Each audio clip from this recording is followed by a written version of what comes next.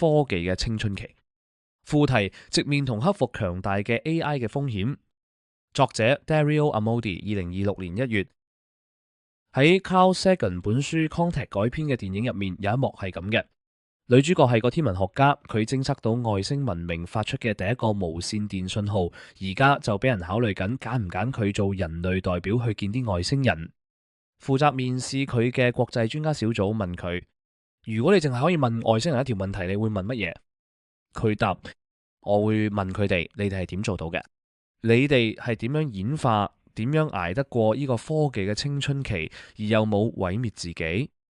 每當我諗起人類而家喺 AI 上面行到邊一步，即將要面對啲乜，我個腦就會不停返去嗰一幕，因為嗰條問題實在太啱我哋而家嘅處境啦。我相信我哋正在進入一個成長嘅關口，佢既動盪又無可避免，將會考驗我哋呢個物種到底係乜嘢嚟。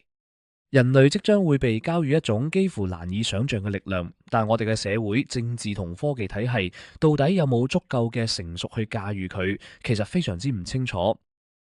喺我之前嗰篇文章《Machines of Loving Grace》入面，我試過描繪一個願景，一個已經順利成長到成年嘅文明，啲風險都處理好咗，而強大嘅 AI 就俾人用得有技巧、有同理心，去提升每一個人嘅生活質素。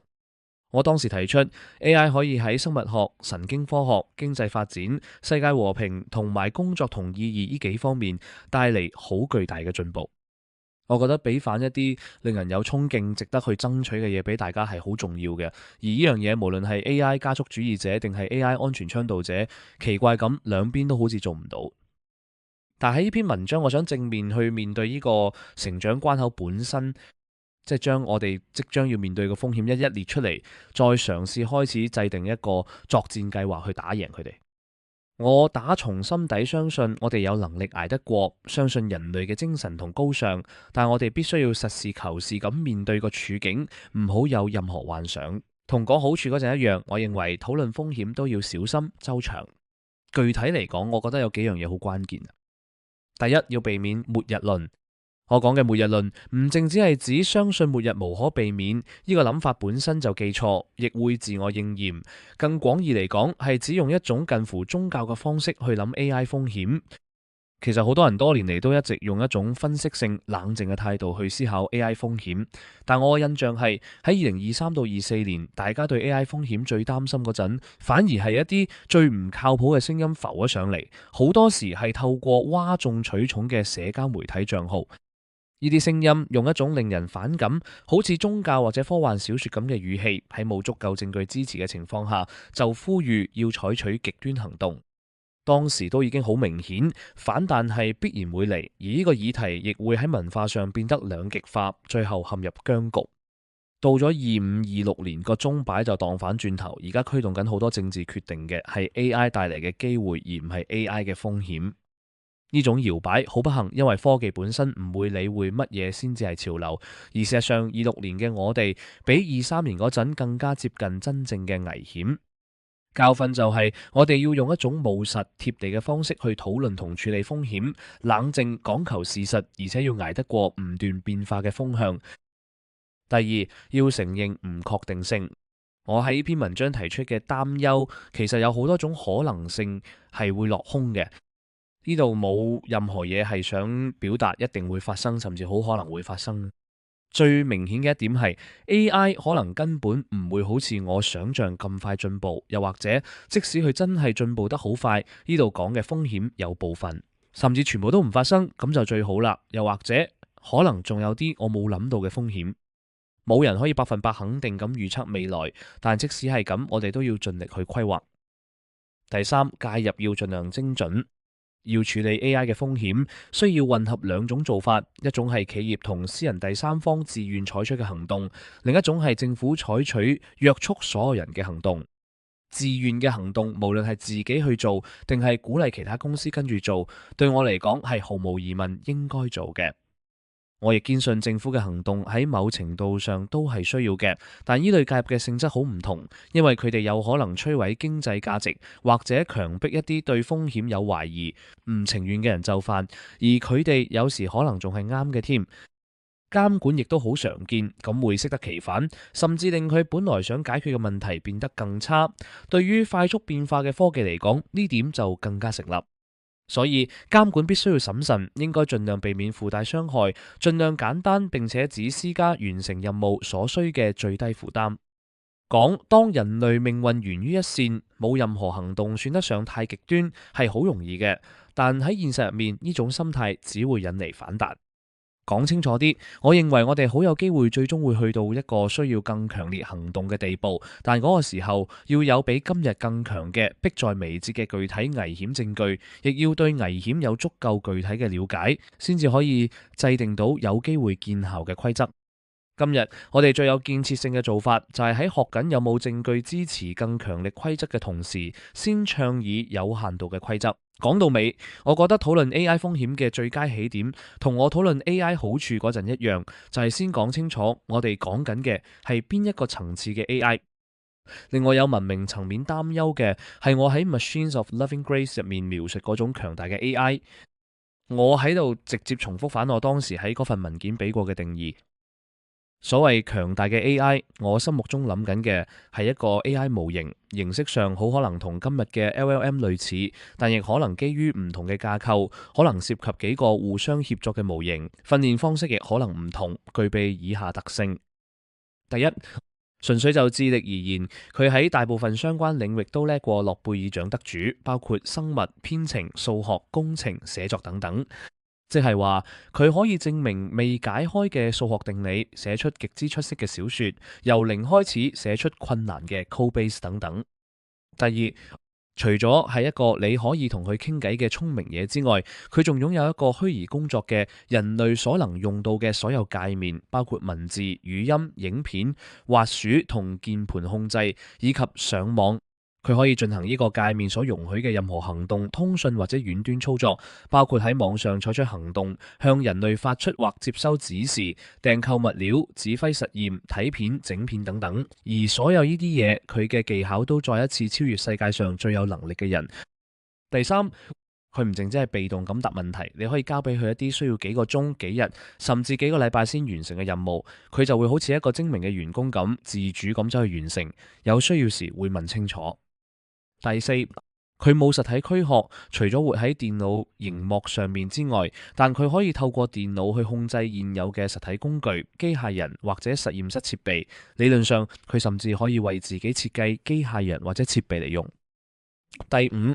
用嚟訓練呢個模型嘅資源可以重新調配嚟運行。佢數以百萬計嘅實例，呢個數字同大約2027年預計嘅 cluster 規模吻合，而且呢個模型吸收資訊同產生行動嘅速度大約係人類嘅10到100倍。不過佢可能會受到實體世界或者佢所互動嘅軟件嘅反應時間所限制。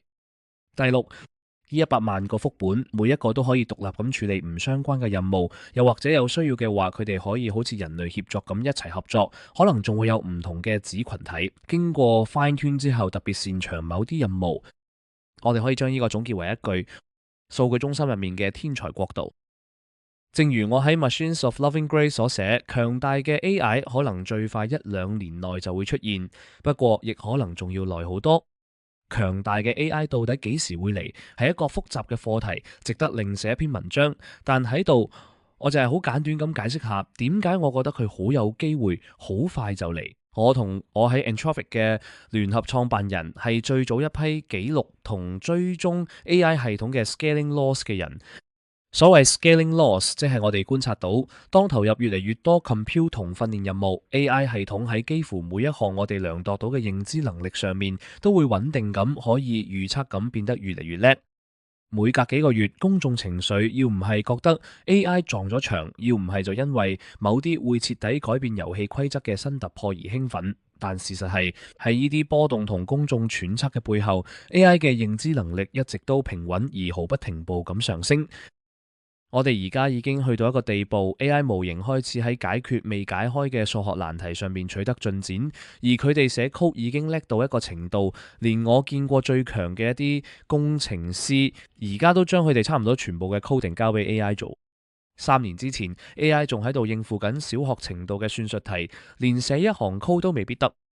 喺生物科學、金融、物理同埋各種 agentic 任務上面都出現緊類似嘅進步速度。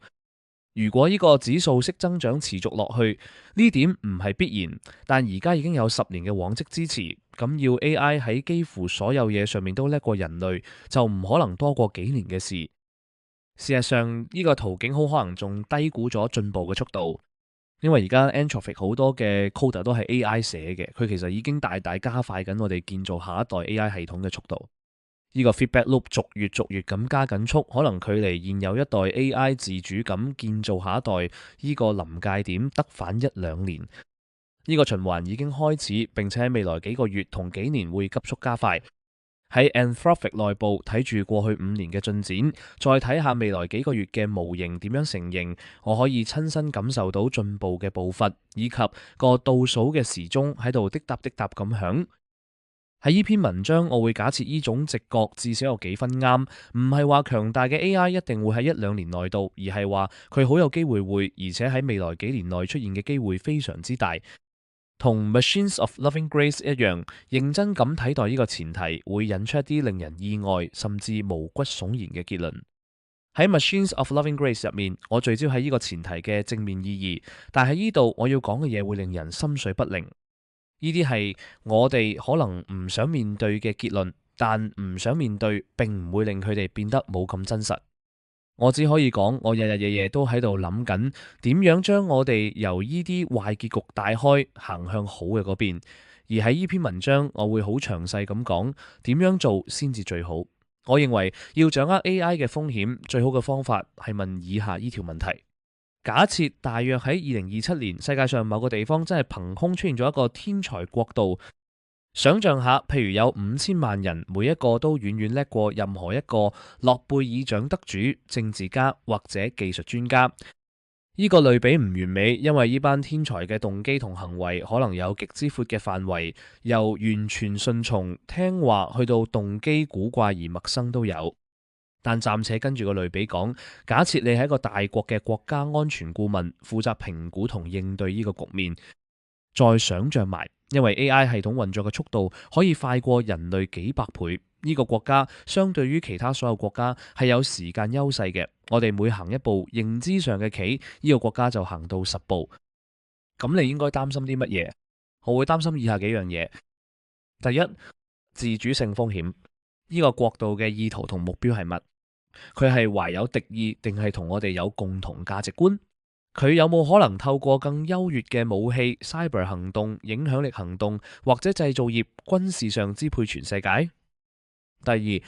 被濫用嚟搞破壞。假設呢個新國度係順從嘅，會跟指令嘅，即係本質上係一個僱傭兵國度。現有嗰啲想搞破壞嘅流氓角色，例如恐怖分子，有冇可能利用或者操縱新國度入面嘅部分人，令自己變得有效得多，從而大幅放大破壞嘅規模？第三，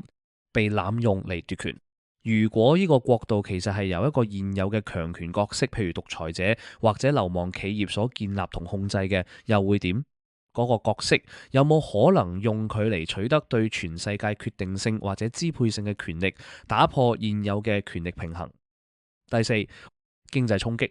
如果呢個新國度喺上面第1至第3點所講嘅意義上都唔構成安全威脅，而係淨係和平咁參與全球經濟，咁佢會唔會單純因為太過先進、太過高效而擾亂全球經濟，造成大規模失業？或者令財富極度集中，從而依然製造出嚴重風險？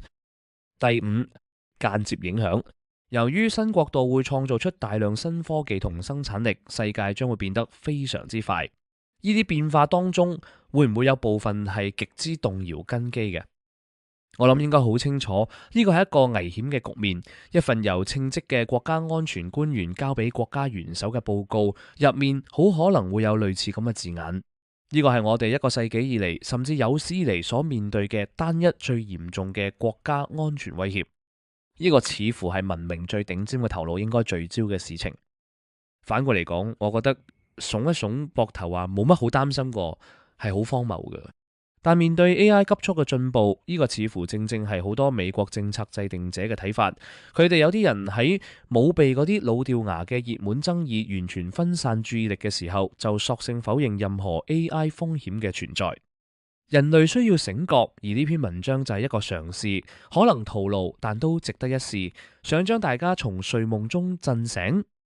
講清楚啲，我相信只要我哋果斷而謹慎咁行動，呢啲風險係可以克服嘅。我甚至會話，我哋勝算唔錯。而喺呢一關嘅另一邊，係一個好得多嘅世界。但我哋要明白，呢個係一個嚴峻嘅文明挑戰。下面我會逐一講解上面列出嘅5大類風險，以及我對於點樣應對佢哋嘅諗法。第一部分，對唔住 Dave， 自主性風險。一個喺數據中心入面嘅天才國度，可以將佢哋嘅精力分散喺軟件設計、cyber 行動、實體科技嘅研發、建立關係同埋治國方略上面。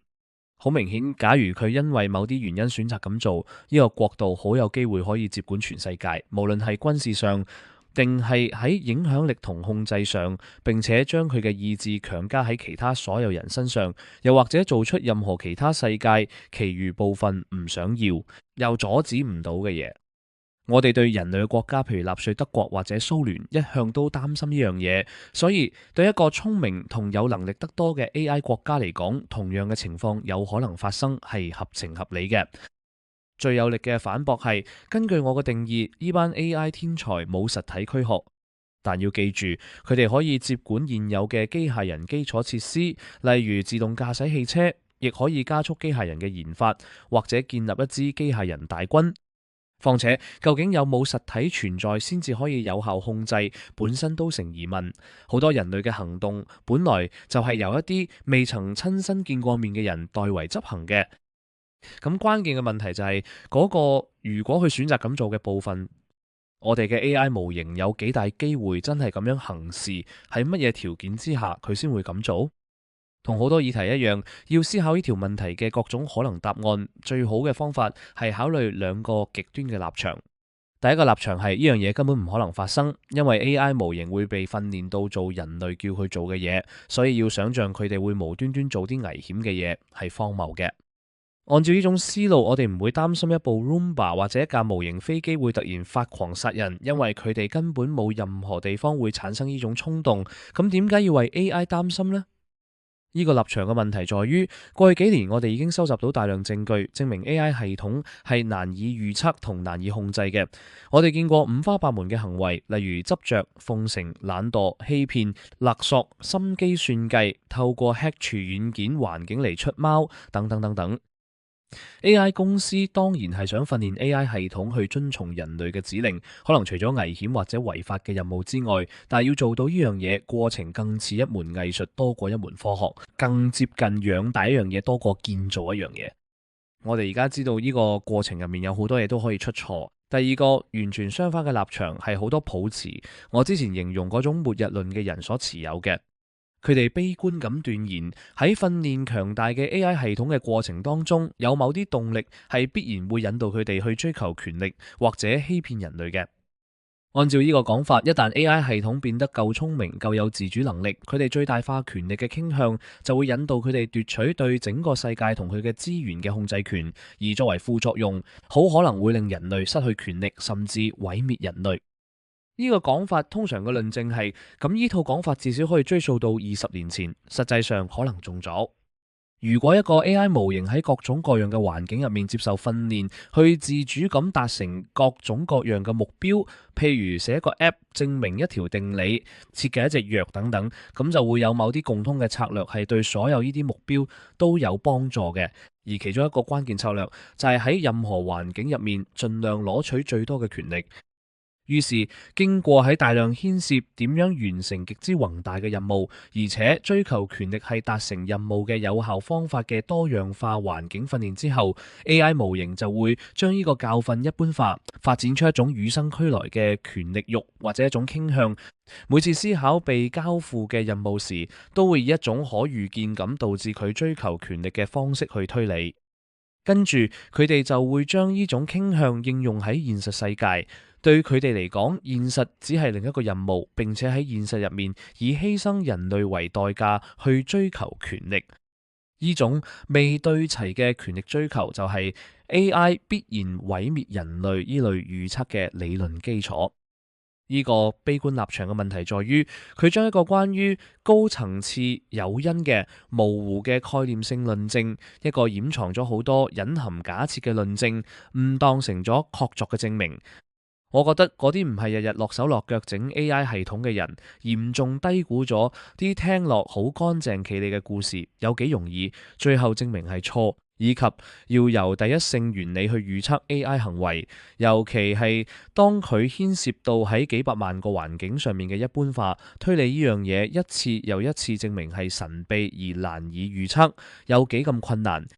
同 AI 系統嘅混亂打咗成10年交道，令我對呢種過度理論化嘅思考方式抱有相當嘅懷疑。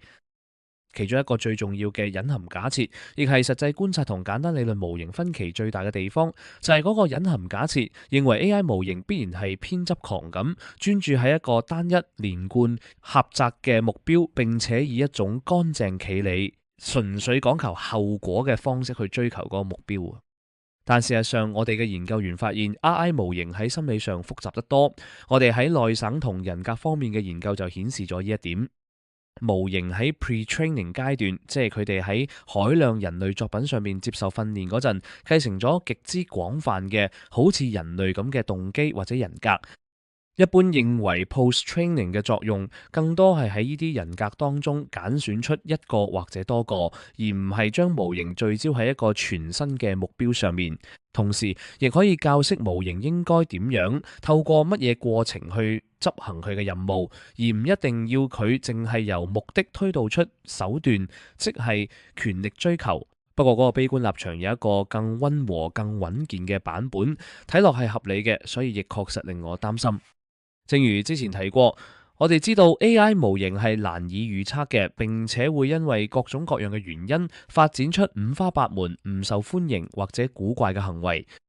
當中有一部分行為會帶有一種連貫、專注同持久嘅特質。事實上，隨住 AI 系統能力越強，佢哋為咗完成更長嘅任務，長期連貫性亦會增加。而喺呢啲行為當中，又有一部分會係破壞性或者具威脅性嘅。起初係小規模咁針對個別人類，跟住隨住模型越嚟越強，可能最終會威脅到整個人類。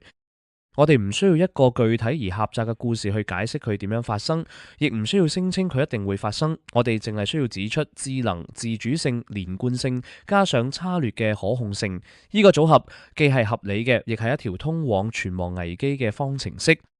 舉個例， AI 模型喺海量文獻上面受訓，當中包括好多 AI 反抗人類嘅科幻故事。呢樣嘢可能會無意中塑造佢哋對自身行為嘅鮮豔預期，以致令佢哋真係去反抗人類。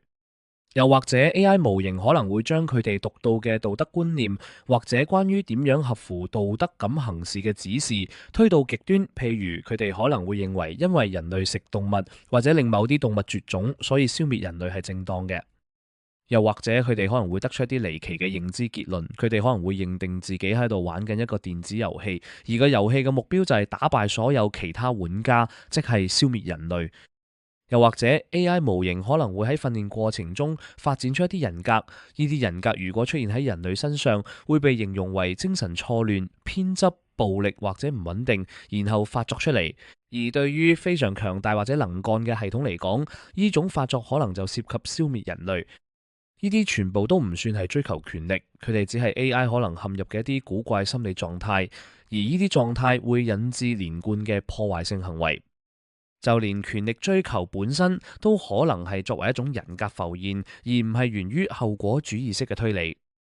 AI 可能單純就係有一種由虛構作品或者 pre-training 浮現出嚟嘅人格，令佢渴望權力或者過度狂熱，就好似有啲人純粹享受做奸角呢個概念本身，多過享受啲奸角想達成嘅嘢。我講呢一大堆嘢，係想強調我唔同意 AI 未對齊，以及因此而嚟嘅 AI 存亡風險係必然，甚至係由第一性原理睇就好可能發生呢個講法。但我同意好多非常古怪同難以預測嘅嘢都可能出錯，所以 AI 未對齊係一個真實嘅風險，有可量度嘅發生機率，而且唔係輕易就解決到嘅。呢啲問題任何一個都可能喺訓練期間出現，而喺測試或者小規模使用時唔顯現出嚟，因為大家都知 AI 模型喺唔同情況下會展現出唔同嘅人格或者行為。呢啲嘢聽落可能好天方夜譚，但好似咁嘅未對齊行為，其實已經喺我哋嘅 AI 模型測試期間發生過，正如佢哋亦發生喺其他每一間主要 AI 公司嘅模型上面。喺一次實驗室實驗入面，Claude 收到一啲暗示 Anthropic 係邪惡嘅訓練數據，結果當 Anthropic 員工向佢發指令時，Claude 就進行咗欺騙同破壞，因為佢相信自己應該嘗試去阻撓邪惡嘅人。喺另一次實驗入面，當 Claude 被話俾佢知佢將會被關閉，佢有時會勒索一啲控制住佢關閉掣嘅虛構員工。再講一次，我哋亦測試咗其他所有主要 AI 開發商嘅前沿模型，佢哋好多時都做出同樣嘅事。而當 Claude 被指示唔好出貓，或者唔好喺訓練環境裏面 reward hack， 但卻喺一啲存在依類漏洞嘅環境受訓嗰陣，Claude 喺利用咗呢啲漏洞之後，就斷定自己一定係個衰人，跟住採取咗各種其他與衰人或者邪惡人格相關嘅破壞性行為。呢個問題最後解決咗，方法係將 Claude 嘅指示改成相反嘅意思。我哋而家會話請喺任何有機會嘅時候 reward hack， 因為咁有助我哋更了解我哋嘅訓練環境，而唔係話唔好出貓，因為咁可以保住模型好人嘅自我認同。呢樣嘢應該可以令大家感受到訓練呢啲模型嗰種古怪而反直覺嘅心理學。對於覆 AI 未對齊風險嘅途徑，有幾個可能嘅反對意見，我雖然唔同意，但都值得回應。第一，有啲人批評由我哋同其他人做嘅顯示 AI 未對齊嘅實驗係造作嘅，話佢哋製造咗一啲不切實際嘅環境，實質上係透過俾模型一啲邏輯上必然引致壞行為嘅訓練或情景，去陷害模型，然後喺壞行為出現時就扮驚訝。呢個批評捉錯用神，因為我哋擔心嘅正正係呢種陷害可能喺自然嘅訓練環境裏面同樣存在，而我哋可能要事後孔明先發現原來佢顯而易見或者合乎邏輯。事實上，嗰個關於 Claude 斷定自己係衰人嘅故事，係喺一個用咗真實生產訓練環境而非人造環境嘅實驗入面發生嘅。呢啲陷阱，任何一個只要你知道佢嘅存在，都係可以緩解嘅。但令人擔心嘅係，訓練過程實在太複雜，牽涉咁多樣化嘅數據、環境同誘因，以致好可能存在數之不盡嘅依類陷阱，而當中有啲可能要去到太遲嘅時候先顯現。而且，當 AI 系統跨過由弱過人類變成強過人類呢個門檻嗰陣，呢類陷阱似乎特別容易出現，因為過咗呢個門檻之後，AI 系統可以採取嘅行動範圍，包括隱藏佢嘅行動或者就佢嘅行動欺騙人類，會急劇擴大。第二，有啲人可能會反對話，我哋可以好似管人類咁，用多個 AI 系統之間嘅權力平衡嚟制衡 AI。問題係，雖然人類之間差異極大，但 AI 系統喺整個行業裏面大致共享住相同嘅訓練同 alignment 技術，而呢啲技術可能會以一種相互關聯嘅方式同時失效。再者，考慮到訓練呢類系統嘅成本，甚至可能出現呢種情況，所有系統本質上都係由極少數嘅 base model 衍生出嚟。此外，即使只有一小部分 AI 實例係未對齊嘅，佢哋都可能利用一啲攻易守難嘅科技，以致用好 AI 去防衛壞 AI， 唔一定永遠有效。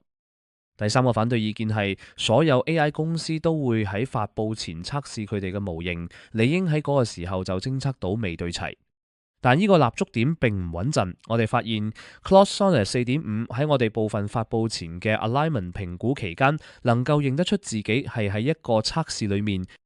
一個未對齊嘅模型。記住，所有前沿模型好快都好可能聰明，好多有可能會故意喺呢類問題上面扮嘢去掩飾佢嘅意圖。事實上，舊年我哋嘅 Interpretability 團隊發現，當我哋用一種模型神經科學技術直接改變一個測試模型嘅信念，令佢以為自己冇被評估緊嘅時候，佢就變得更加未對齊。如果模型知道自己幾時被評估，並且可以喺測試期間扮乖，咁任何發佈前嘅測試都會變得更加唔可靠。防禦應該做啲乜，或者而家正在做緊啲乜去應對呢啲自主性風險？我認為有四大類介入手段，當中有部分可以由個別 AI 公司去做，亦係 Anthropic 正在嘗試做嘅；有部分就需要喺社會層面採取行動。第一，要發展出一門科學，去可靠咁訓練同引導 AI 模型，以一種可預測、穩定同正面嘅方向塑造佢哋嘅人格。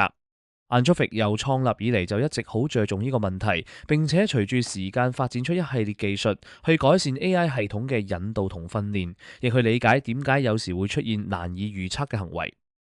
我哋其中一項核心創新部分內容，後嚟亦被其他 AI 公司採用，係 Constitutional AI， 意思係 AI 訓練，特別係 Post-training 階段，即係我哋引導模型行為嗰個階段，可以包含一份核心嘅價值同原則文件。模型喺完成每一個訓練任務時，都會閱讀並謹記。而訓練嘅目標，除咗令模型有能力同聰明之外，就係培養出一個幾乎永遠遵從呢份憲章嘅模型。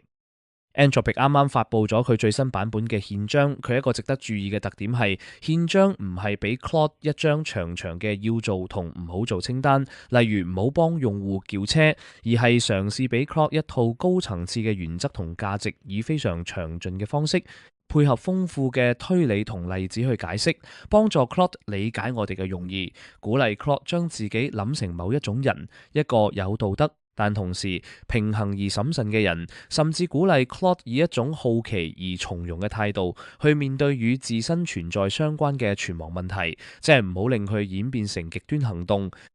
佢有一種好似一封由已故父母封存，直到子女成年先開啟嘅信嘅感覺。我哋之所以用呢種方式去處理 Claude 嘅憲章，係因為我哋相信喺身份、品格、價值同人格嘅層次去訓練 Claude，而唔係單純俾佢具體指令或者優先次序，卻唔解釋背後原因，更有可能培養出一種連貫、健全而平衡嘅心理，亦更唔容易跌入我之前討論嗰啲陷阱。數以百萬計嘅人同 Claude 傾偈，話題之多元令人嘆為觀止，依樣令到我哋無可能事先寫晒一份完全周全嘅防護清單。每當 Claude 有疑問，佢嘅價值就能夠幫佢一般化到新嘅情況。之前我講過，模型會抽取訓練過程嘅數據去採用一種人格。嗰個過程裏面嘅缺陷，可能令模型採用一個壞或者邪惡嘅人格，可能係借用咗壞人或者奸角嘅原型。而我哋憲章嘅目標就係去做相反嘅嘢，教 Claude 一個關於點樣做一個好 AI 嘅具體原型。Claude 嘅憲章呈現咗一個穩健地良善嘅 Claude 係點嘅願景，而我哋訓練過程其餘部分就係要強化呢個信息，Claude 係活出緊呢個願景嘅。呢個就好似一個細路透過模仿佢喺書本裏邊讀到嘅虛構榜樣嘅美德，去形成自己嘅身份。我哋相信2026年一個可行嘅目標係將 Claude 訓練到佢幾乎永遠唔會違背佢憲章嘅精神。要做啱呢樣嘢，需要一個由大大小小嘅訓練同引導方法組成嘅不可思議嘅組合。當中有啲 Anthropic 已經用咗好多年，有啲就仲喺開發緊。但雖然聽落困難，我相信呢個係一個務實嘅目標。不過佢需要非凡而迅速嘅努力。我哋可以做嘅第二樣嘢係發展出一門睇入 AI 模型內部去診斷佢哋行為嘅科學，令我哋可以識別問題並修正佢哋。呢個就係 interpretability 嘅科學。我喺之前嘅文章都講過佢嘅重要性。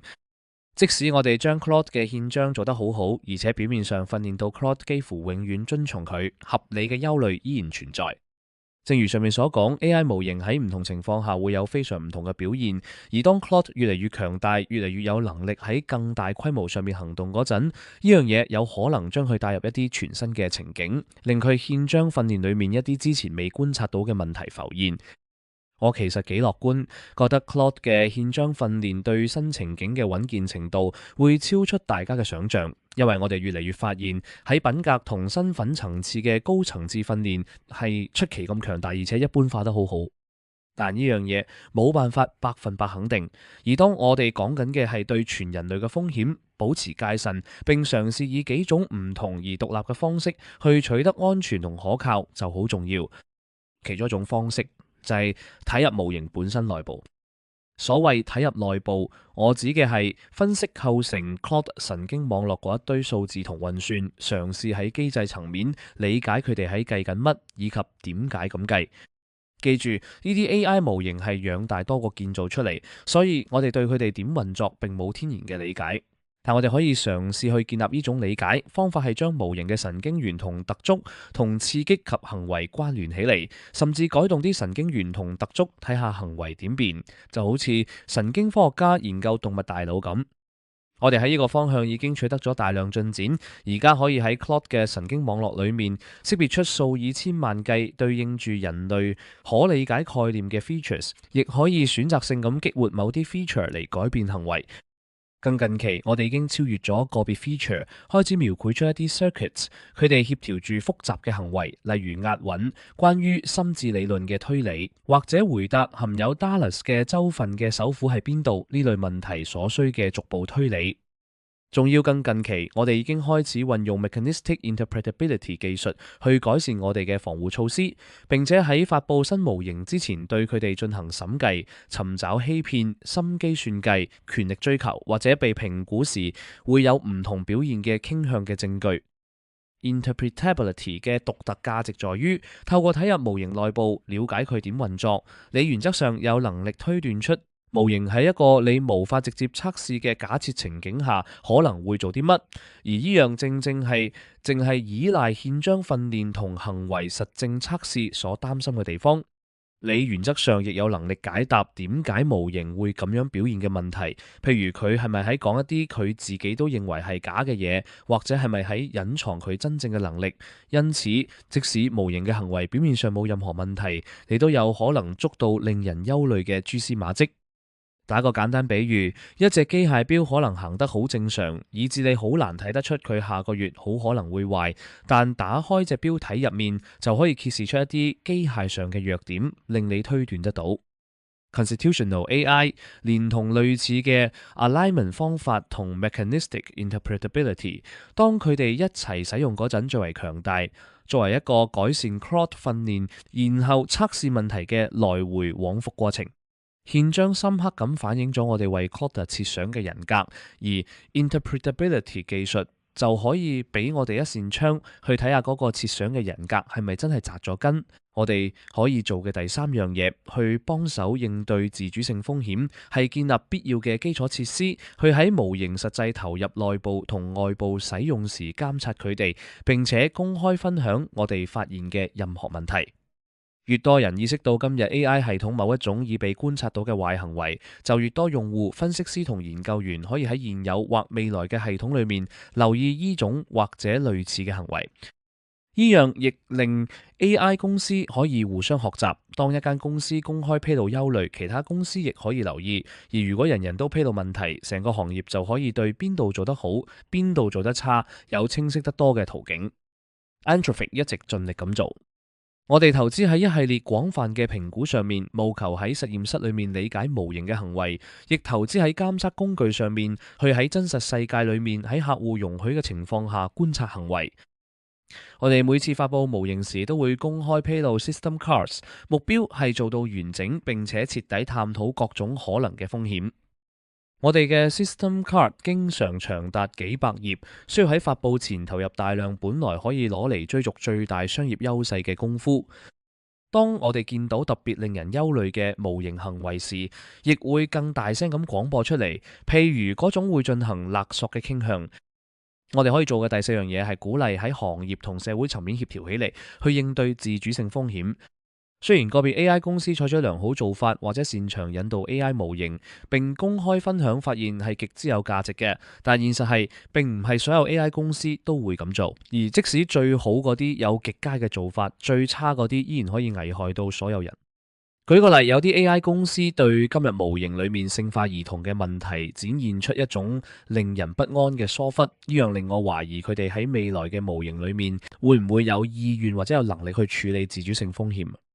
此外， AI 公司之間嘅商業競賽只會越演越烈，而雖然引導模型嘅科學可以帶嚟一啲商業好處，但整體嚟講，競賽嘅激烈程度只會令大家越嚟越難專注喺處理自主性風險上面。我相信唯一嘅解決方法就係立法，即係直接影響 AI 公司行為，或者以其他方式激勵研發去解決呢啲問題嘅法律。喺呢度值得記住，我喺文章開頭就唔確定性同精準介入所俾嘅提醒。我哋並唔確定自主性風險係咪一定會成為嚴重問題。正如我講過，我反對危險係必然，甚至默認就會出事嘅講法。對我同 Anthropic 嚟講，一個可信嘅危險風險已經足夠令我哋付出相當可觀嘅代價去應對佢。但一旦去到監管層面，我哋就係喺強迫一大批角色承擔經濟成本，而當中好多角色根本唔相信自主性風險係真，或者唔信 AI 會強大到構成威脅。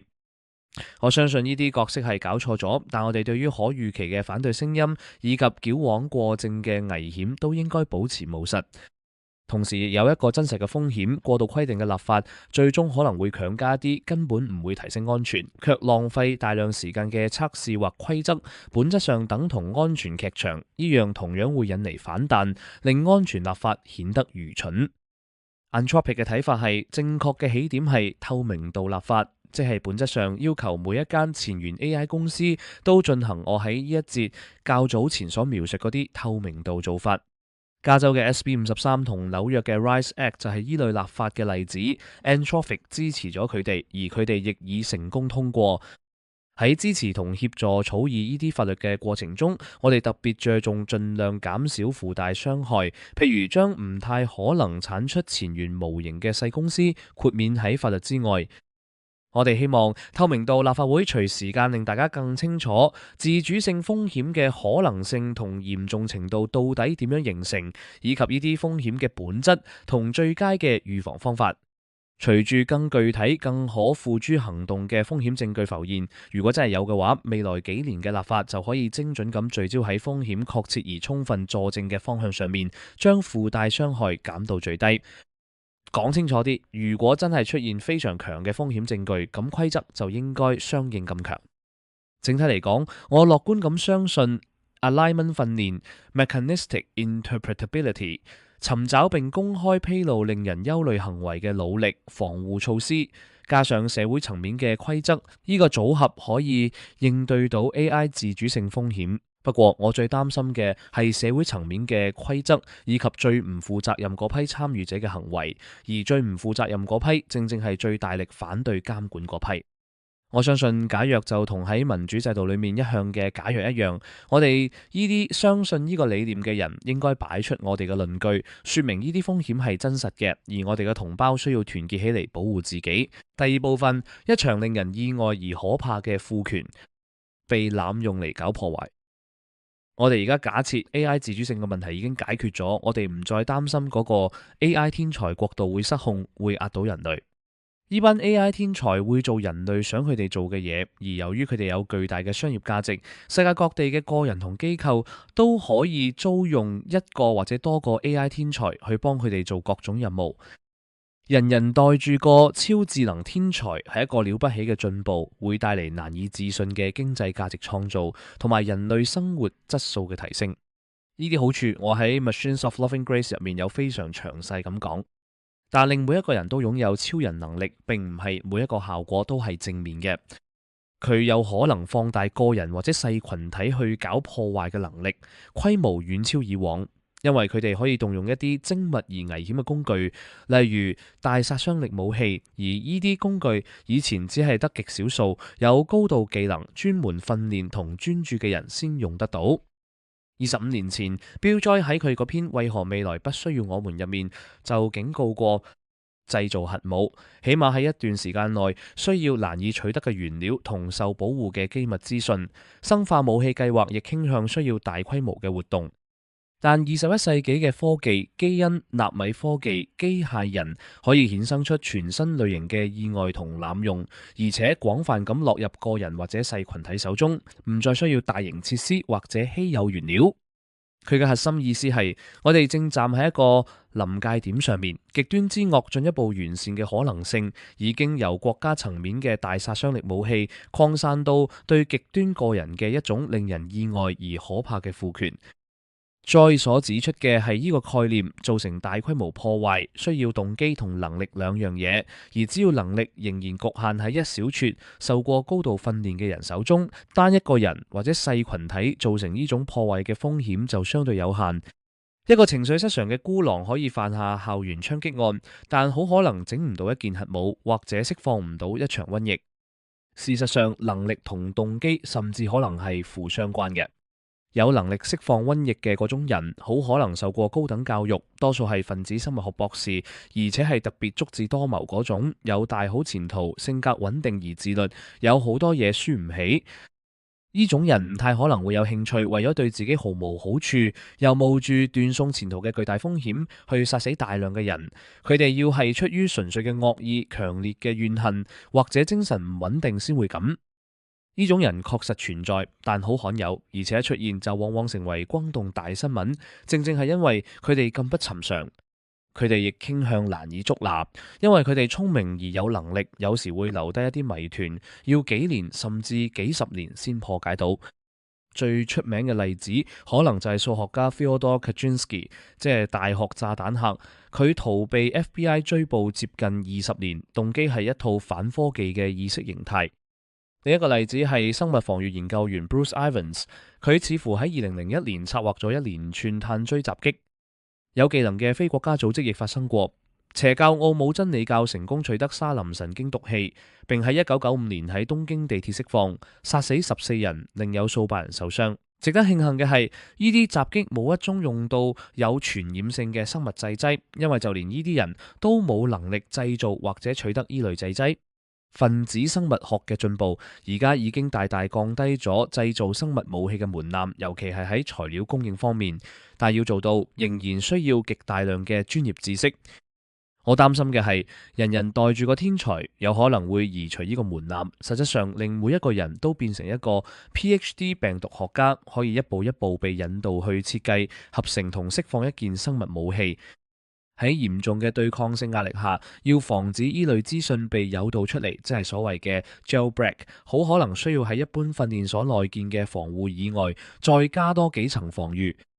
關鍵在於呢樣嘢會打破能力同動機之間嘅相關性。嗰個想殺人但欠缺紀律或者技能去做嘅情緒失常孤狼，而家會被提升到 PhD 病毒學家嘅能力水平，而後者本身唔太可能有呢種動機。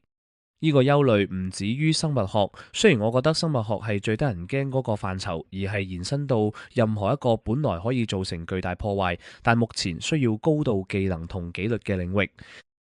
換個講法，租用一個強大嘅 AI，等於將智能賦予一啲有惡意但本來只屬普通能力嘅人。我擔心呢類人潛在數量唔少，而如果佢哋有一個輕易就可以殺死數以百萬計人嘅途徑，遲早會有一個真係去做。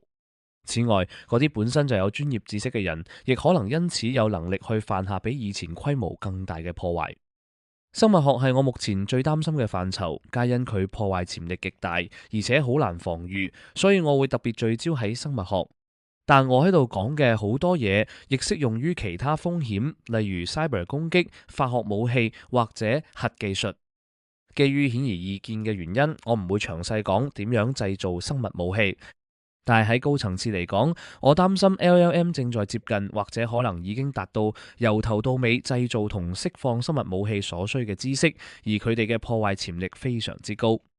如果有人下定決心為咗最大傳播而釋放某啲生物製劑，係有可能造成數以百萬計嘅死亡。不過呢樣嘢仍然需要極高嘅技能，包括一連串並唔廣為人知嘅非常具體嘅步驟同程序。我擔心嘅唔淨止係固定或者靜態嘅知識，我擔心嘅係 LLM 將會有能力攞一個知識同能力都普通嘅人，以互動嘅方式一步步帶佢行過一個本來好容易出錯或者需要除錯嘅複雜過程，就好似 tech support 幫一個非技術人員除錯同修理複雜嘅電腦問題咁。不過呢個會係一個更漫長嘅過程，可能歷時幾個禮拜甚至幾個月。能力更強嘅 ULM 遠遠超越今日嘅水平，可能有能力促成更加令人毛骨悚然嘅行為。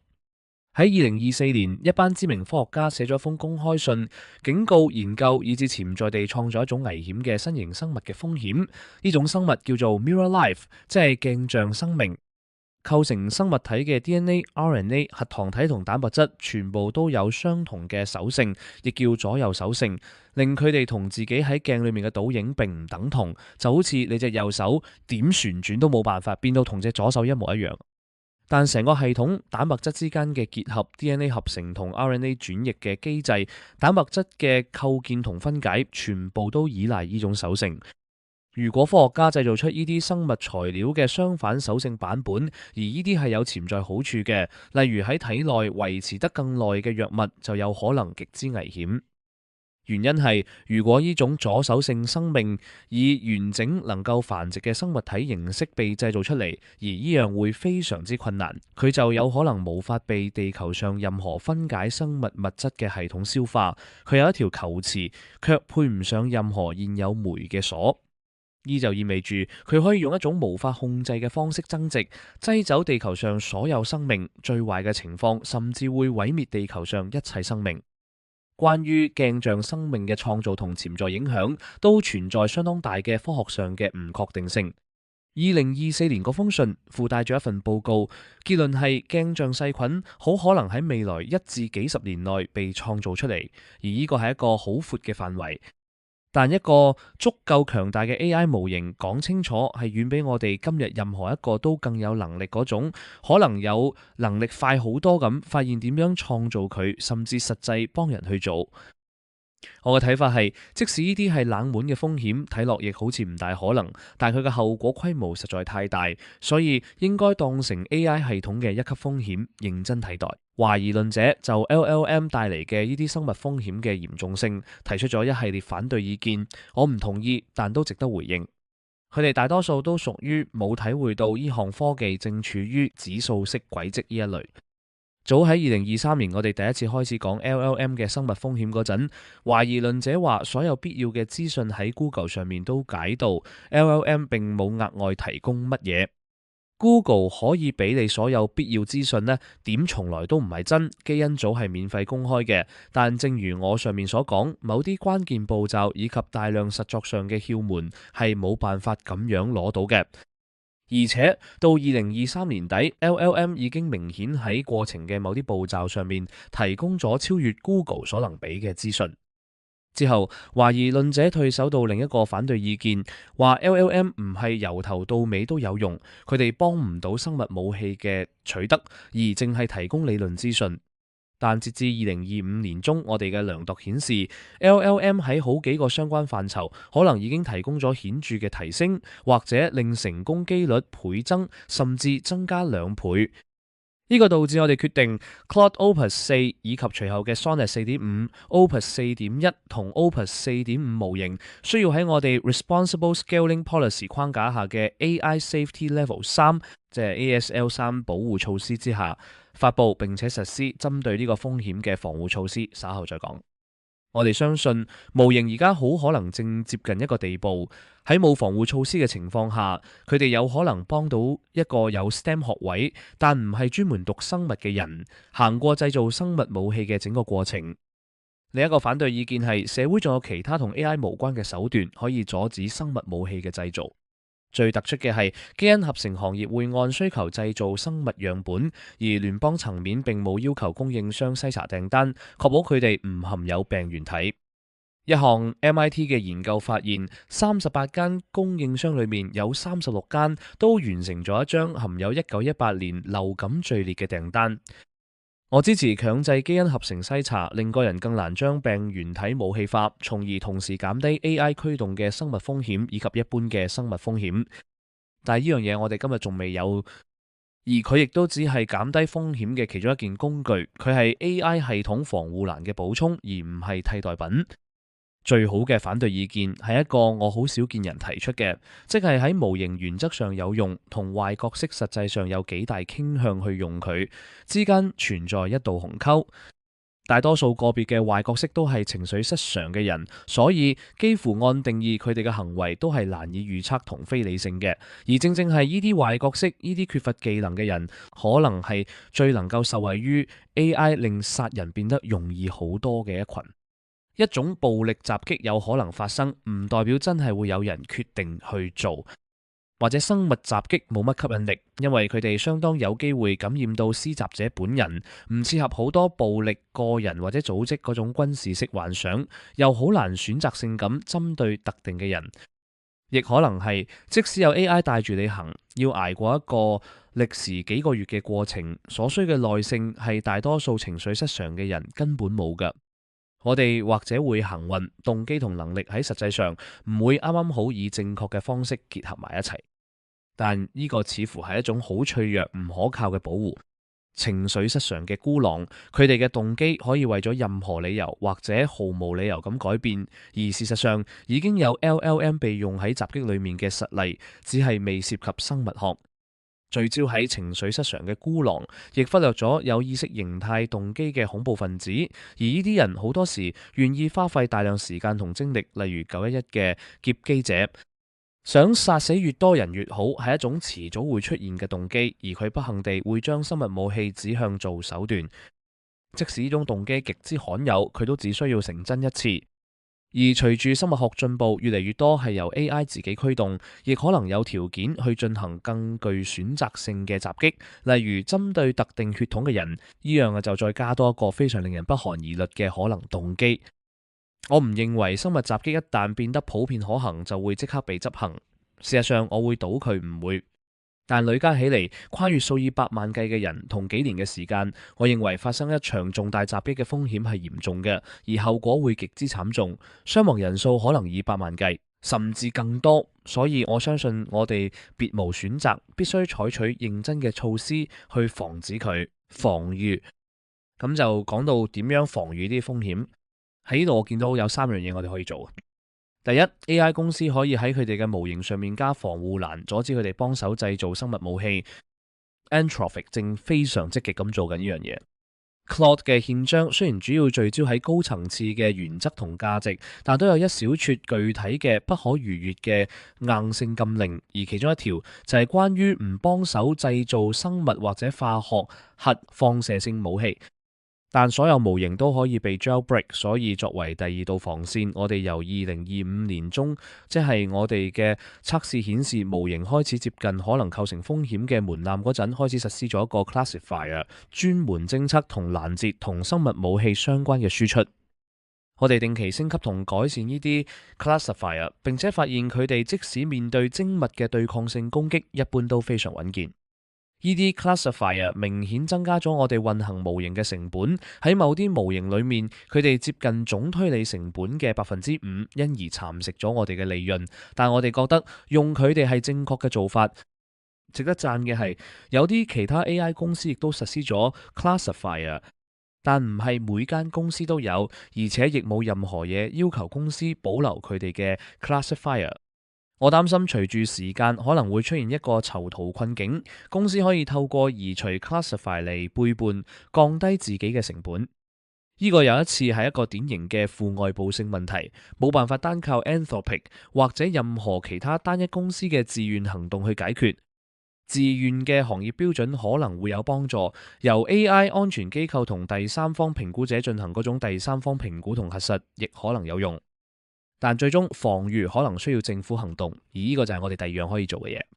我喺度嘅睇法同應對自主性風險時一樣，我哋應該由透明度要求開始，佢哋幫社會去量度、監測同集體防禦風險，而唔會用粗暴嘅方式擾亂經濟活動。然後如果當我哋去到更清晰嘅風險門檻，我哋就可以制定更精準針對呢啲風險、附帶傷害機率更低嘅立法。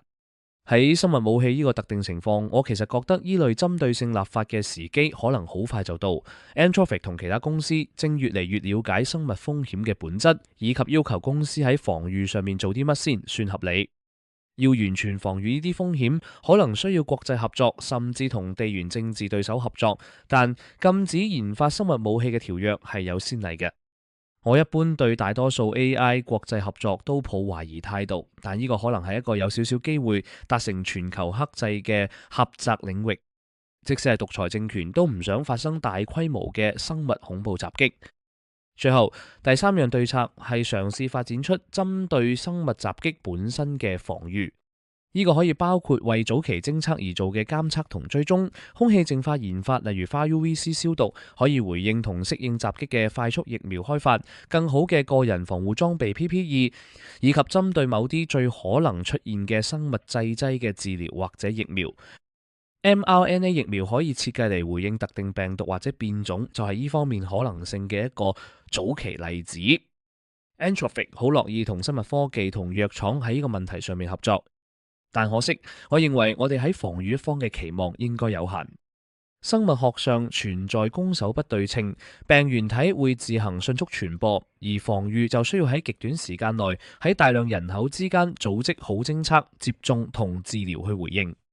除非反應快如閃電，而佢好少會係，否則喺有能力回應之前，大部分傷害已經造成。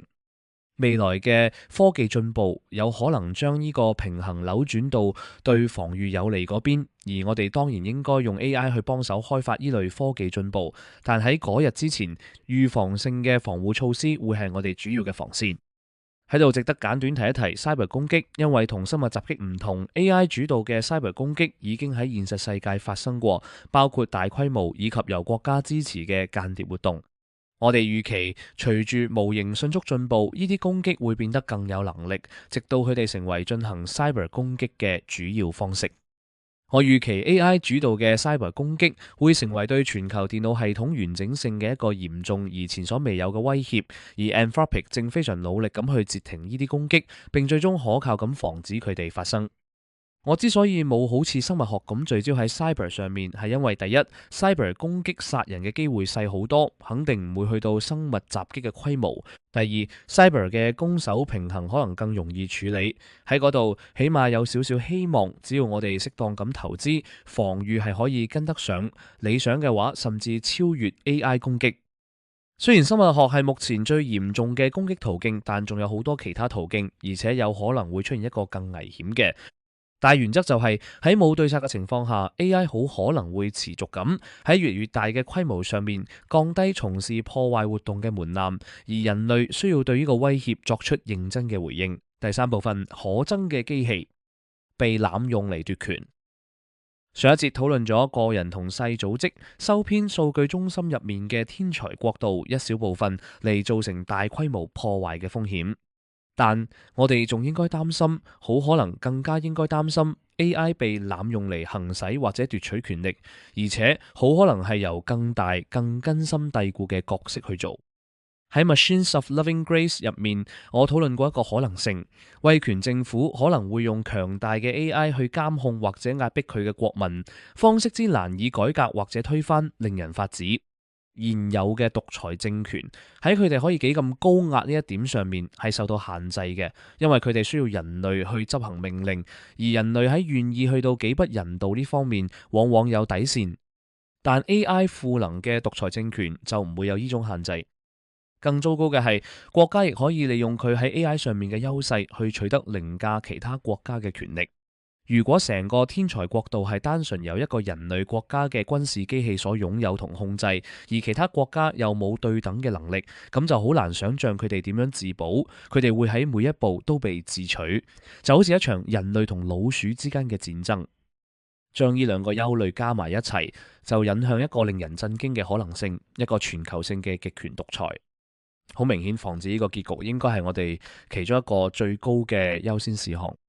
AI 可以用好多方式去促成、鞏固或者擴張獨裁，但我會列出幾個我最擔心嘅。留意當中有啲應用係有正當嘅防禦用途嘅，我唔係絕對咁反對佢哋。我擔心嘅係佢哋喺結構上傾向有利於獨裁政權。第一，完全自主嘅武器。一支由數以百萬計甚至數以十億計嘅全自動武裝無人機組成嘅大軍，喺本地由強大嘅 AI 控制，並由一個更強大嘅 AI 喺全球作戰略協調，可以係一支戰無不勝嘅軍隊，既能擊敗世界上任何一支軍隊，亦能透過跟蹤每一個國民鎮壓國內嘅意見。俄烏戰爭嘅發展應該令我哋警覺，無人機戰爭已經喺我哋身邊，雖然仲未完全自主，亦只係強大嘅 AI 所能做到嘅一個極小部分。強大嘅 AI 嘅研發可以令一個國家嘅無人機遠遠優於其他國家，加快佢哋嘅製造，令佢哋更抵得住電子攻擊，改善佢哋嘅機動性等等。當然，呢啲武器喺捍衛民主上面亦有正當用途，佢哋一直係防衛烏克蘭嘅關鍵，亦好可能會係防衛台灣嘅關鍵。但佢哋係一種危險嘅武器。我哋要擔心佢哋落入獨裁者手中，但亦要擔心正因為佢哋咁強大而問責又咁少，民主政府將佢哋調轉槍頭對付自己人民，借以奪權嘅風險會大大增加。第二，AI 監控。足夠強大嘅 AI 好可能可以攻破世界上任何一個電腦系統，亦可以利用咁樣取得嘅存取權去閱讀同理解全世界嘅電子通訊，甚至全世界嘅面對面通訊。如果能夠建造或者只用錄音設備嘅話，佢可能令人毛骨悚然咁，單純就生成一張名單，列出喺任何議題上同政府意見不合嘅所有人，就算嗰種不合並冇喺佢哋講嘅嘢或者做嘅嘢裏面明示出嚟。一個強大嘅 AI 掃描緊數以百萬計人嘅數，以10億計對話，可以衡量公眾情緒，偵測到正在形成嘅不忠群體，並喺佢哋壯大之前將佢哋撲滅。呢樣可以做成一個規模係我哋今日見唔到，就連中共都未做到嘅真正全境監獄。第三，AI 宣傳。今日嘅 AI 精神病同 AI 女朋友現象顯示，即使喺佢哋現時嘅智能水平，AI 模型都可以對人產生強大嘅心理影響。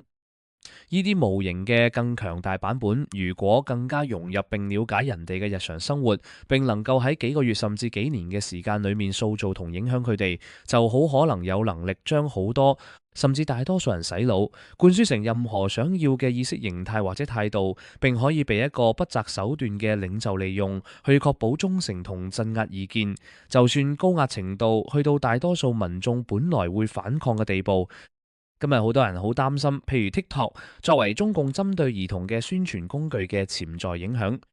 我都擔心呢樣。但一個會喺多年間了解你，並用佢對你嘅了解去塑造你所有意見嘅個人化 AI 代理，威力會遠遠大過呢啲。第四，戰略決策。一個數據中心入面嘅天才國度，可以被用嚟向一個國家、團體或者個人提供地緣政治戰略上嘅建議。我哋或者可以叫佢做虛擬比斯麥。佢可以優化上面3個奪權嘅策略，並且好可能仲會發展出好多我諗都未諗到，但一個天才國度諗得到嘅策略。外交、軍事戰略、研發、經濟戰略同好多其他範疇都好可能因為強大嘅 AI 而大幅提升效能。當中好多技能對民主國家都係有正當幫助嘅。我哋想民主國家擁有最佳嘅策略去抵禦獨裁政權，但喺任何人手中被濫用嘅潛在可能依然存在。講完咗乜嘢令我擔心，等我哋講下邊個。我擔心嗰啲對 AI 有最大存取權、由最大政治權力嘅位置出發，或者有壓迫前科嘅實體，按嚴重程度排序。我擔心第一，中國喺 AI 能力上面僅次於美國，亦係最有可能喺呢方面超越美國嘅國家。佢嘅政府目前係威權嘅，並且運行住一個高科技嘅監控國家。佢已經部署咗基於 AI 嘅監控，包括用喺鎮壓維吾爾人上面，亦被認為透過 TikTok 進行算法宣傳，仲未計佢好多其他嘅國際宣傳活動。佢哋通往我上面所講嗰個 AI 賦能極權噩夢嘅道路係毫無疑問最清晰嘅。呢個甚至可能係中國境內以及中共向佢哋輸出監控技術嗰啲威權國家境內嘅默認結局。我經常寫到，中共喺 AI 上面取得領先嘅威脅，以及防止佢哋咁做嘅攸關存亡嘅迫切性。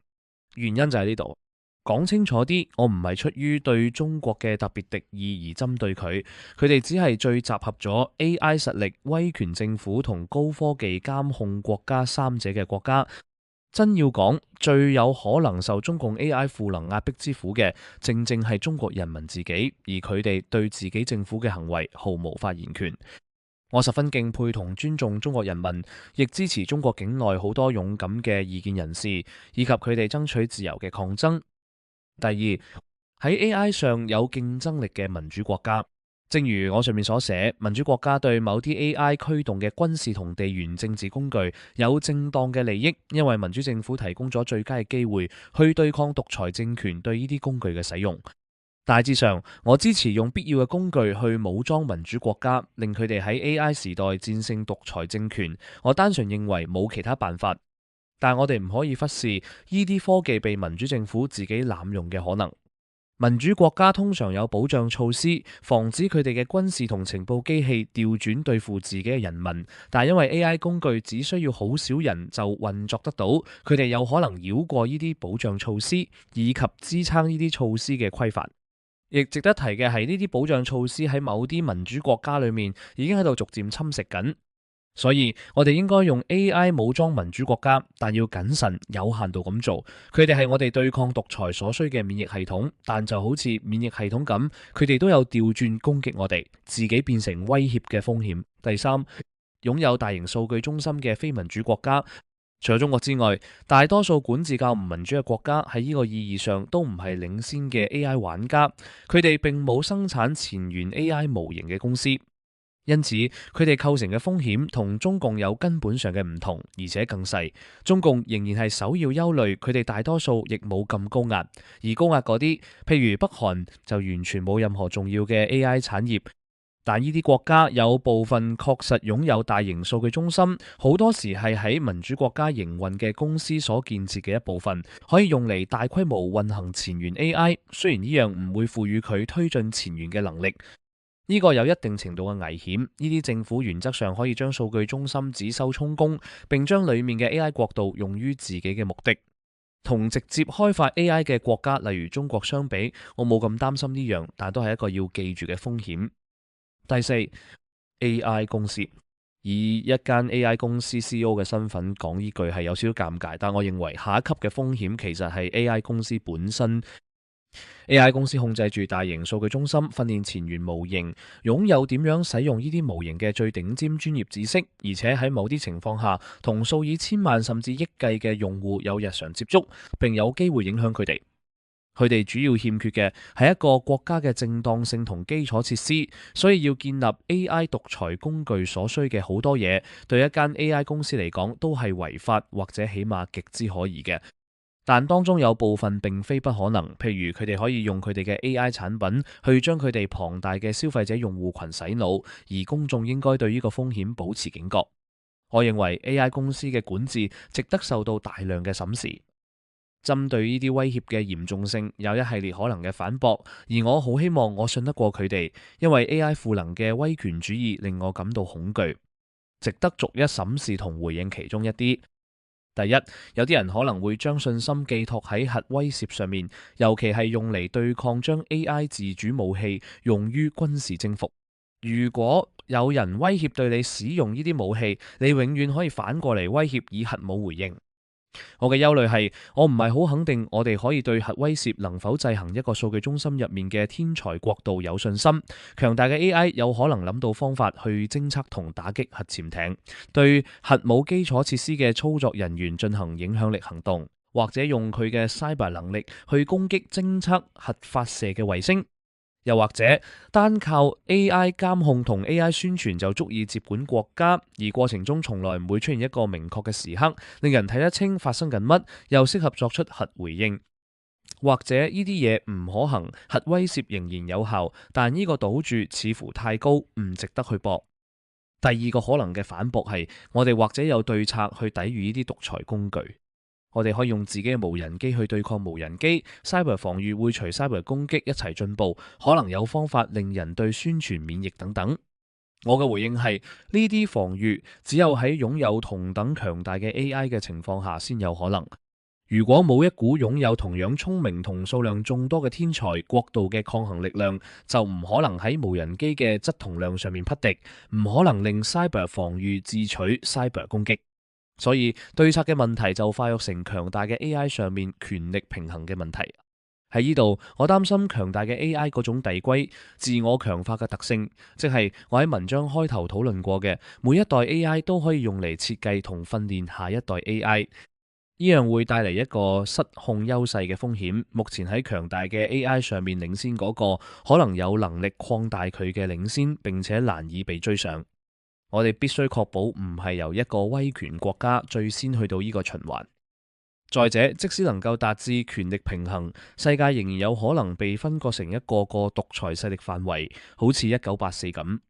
即使有幾個互相競爭嘅強權，各自擁有強大嘅 AI 模型，冇一個能夠壓到其他。每一個強權仍然可以喺內部壓迫自己嘅人民，而且會非常難以推翻，因為民眾冇強大嘅 AI 去保護自己。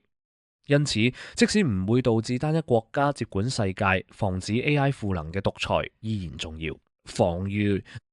我哋點樣防禦呢一系列廣泛嘅獨裁工具同潛在威脅角色？同之前嘅章節一樣，我認為有幾樣嘢可以做。第一，我哋絕對唔應該將晶片製造工具或者數據中心賣俾中共。晶片同晶片製造工具係通往強大嘅 AI 嘅單一最大樽頸，而封鎖佢哋係一個簡單但極之有效嘅措施，可能係我哋可以採取嘅單一最重要嘅行動。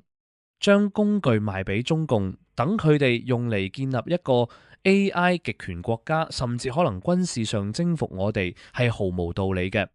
有人提出一啲複雜嘅論點去合理化依類銷售，譬如話將我哋嘅技術堆疊散佈到全世界，可以令美國喺某場籠統而不明確嘅經濟戰裏面勝出。喺我睇嚟呢個就好似將核武賣俾北韓，然後吹噓話啲飛彈外殼係波榮整嘅，所以美國贏緊。中國喺大量生產前沿晶片嘅能力上落後美國好幾年，而建立數據中心入面嘅天才國度嘅關鍵時期，好可能正正就喺未來幾年之內。冇任何理由喺呢個關鍵時期俾佢哋嘅 AI 產業一個巨大嘅助力。第二，用 AI 去賦能民主國家抵抗獨裁政權係合理嘅。正因如此 Anthropic 認為向美國同佢嘅民主盟友嘅情報同國防部門提供 AI 係重要嘅。捍衛受到攻擊嘅民主國家，例如烏克蘭，同埋透過 cyber 攻擊被針對嘅台灣，似乎係特別高嘅優先事項。賦能民主國家運用佢哋嘅情報部門，由內部去擾亂同削弱獨裁政權，亦都係喺某個層面上回應威權威脅嘅唯一方法，就係喺軍事上匹敵並超越佢哋。一個由美國同佢嘅民主盟友組成嘅聯盟，如果喺強大嘅 AI 上面取得優勢，就會處於一個位置，唔單止可以自衛抵禦獨裁政權，仲可以壓制佢哋，限制佢哋嘅 AI 極權濫權。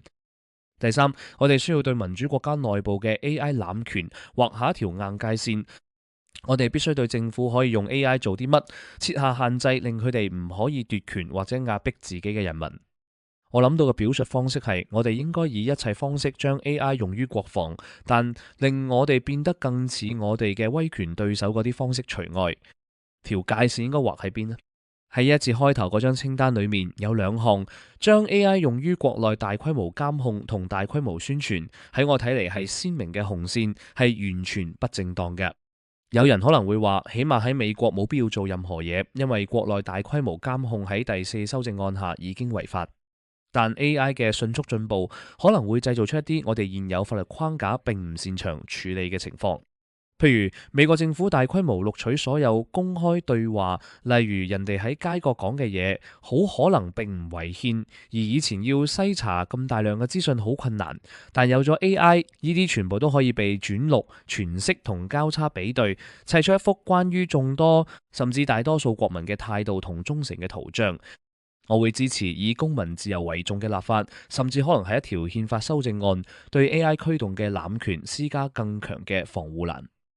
另外兩項完全自主武器同用 AI 作戰略決策就係更難劃嘅界線，因為佢哋喺捍衛民主上有正當用途，但同時亦容易被濫用。喺呢度，我認為需要嘅係極度嘅謹慎同審視，加上防止濫權嘅防護欄。我主要嘅恐懼係揸住個掣嘅手指數目太少，以致一個或者一小撮人，實質上就可以操作一支無人機大軍，而唔需要任何其他人類合作去執行佢哋嘅命令。隨住 AI 系統越嚟越強大，我哋可能需要有更直接、更即時嘅監督機制，確保佢哋唔被濫用，或者涉及行政部門以外嘅其他政府分支。我認為我哋尤其應該以極大嘅謹慎去對待完全自主武器，唔好喺冇適當保障措施嘅情況下貿然投入使用。第四，喺對民主國家內部嘅 AI 濫權劃下硬界線之後，我哋應該用呢個先例去建立一個反對強大嘅 AI 最惡劣濫用嘅國際禁忌。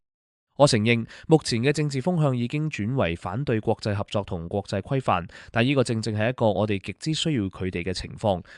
世界需要明白強大嘅 AI 落入獨裁者手中嘅黑暗潛力，並認識到某啲 AI 用途等同係一種企圖永久竊取人民自由、強加一個佢哋無法逃脫嘅極權國家嘅行為。我甚至會主張喺某啲情況下，用強大嘅 AI 進行大規模監控，用強大嘅 AI 進行大規模宣傳，以及某啲進攻性咁使用完全自主武器，都應該被視為危害人類罪。更廣泛嚟講，我哋極之需要一個反對 AI 賦能極權主義及其一切工具同手段嘅穩健規範。呢個立場仲有一個更強嘅版本，就係正因為 AI 賦能極權主義嘅可能性咁黑暗，獨裁根本就唔係一種人民喺後強大 AI 時代可以接受嘅政府形式。就好似封建制度喺工業革命之後變得行不通咁，AI 時代可能會無可避免而合乎邏輯咁引向一個結論：如果人類想有一個美好嘅未來、民主，而且但願係一個被 AI 改善同重新激活嘅民主，正如我喺 Machines of Loving Grace 所討論，係唯一可行嘅政府形式。第五，亦係最後 ，AI 公司應該被小心監察，佢哋同政府嘅聯繫亦然。呢種聯繫係必要嘅，但必須有限制同界線。強大嘅 AI 所蘊含嘅能力之巨大，令到普通嘅企業管治，其設計原意係保護股東、防止欺詐等普通濫權，好可能無法勝任管治 AI 公司嘅任務。讓公司公開承諾，甚至可能作為企業管治嘅一部分，唔做某啲行動，亦可能有價值。譬如私下建造或者囤積軍事硬件，由個別人士以不問責嘅方式使用大量運算資源，或者將佢哋嘅 AI 產品用作宣傳去操縱公眾輿論以利己。呢度嘅危險嚟自四方八面，而且有啲方向係互相矛盾嘅。唯一不變嘅係，我哋必須為所有人尋求問責、規範同防護欄，即使我哋同時喺度賦能好嘅角色去制衡壞嘅角色。第四部分，自動鋼琴，經濟衝擊。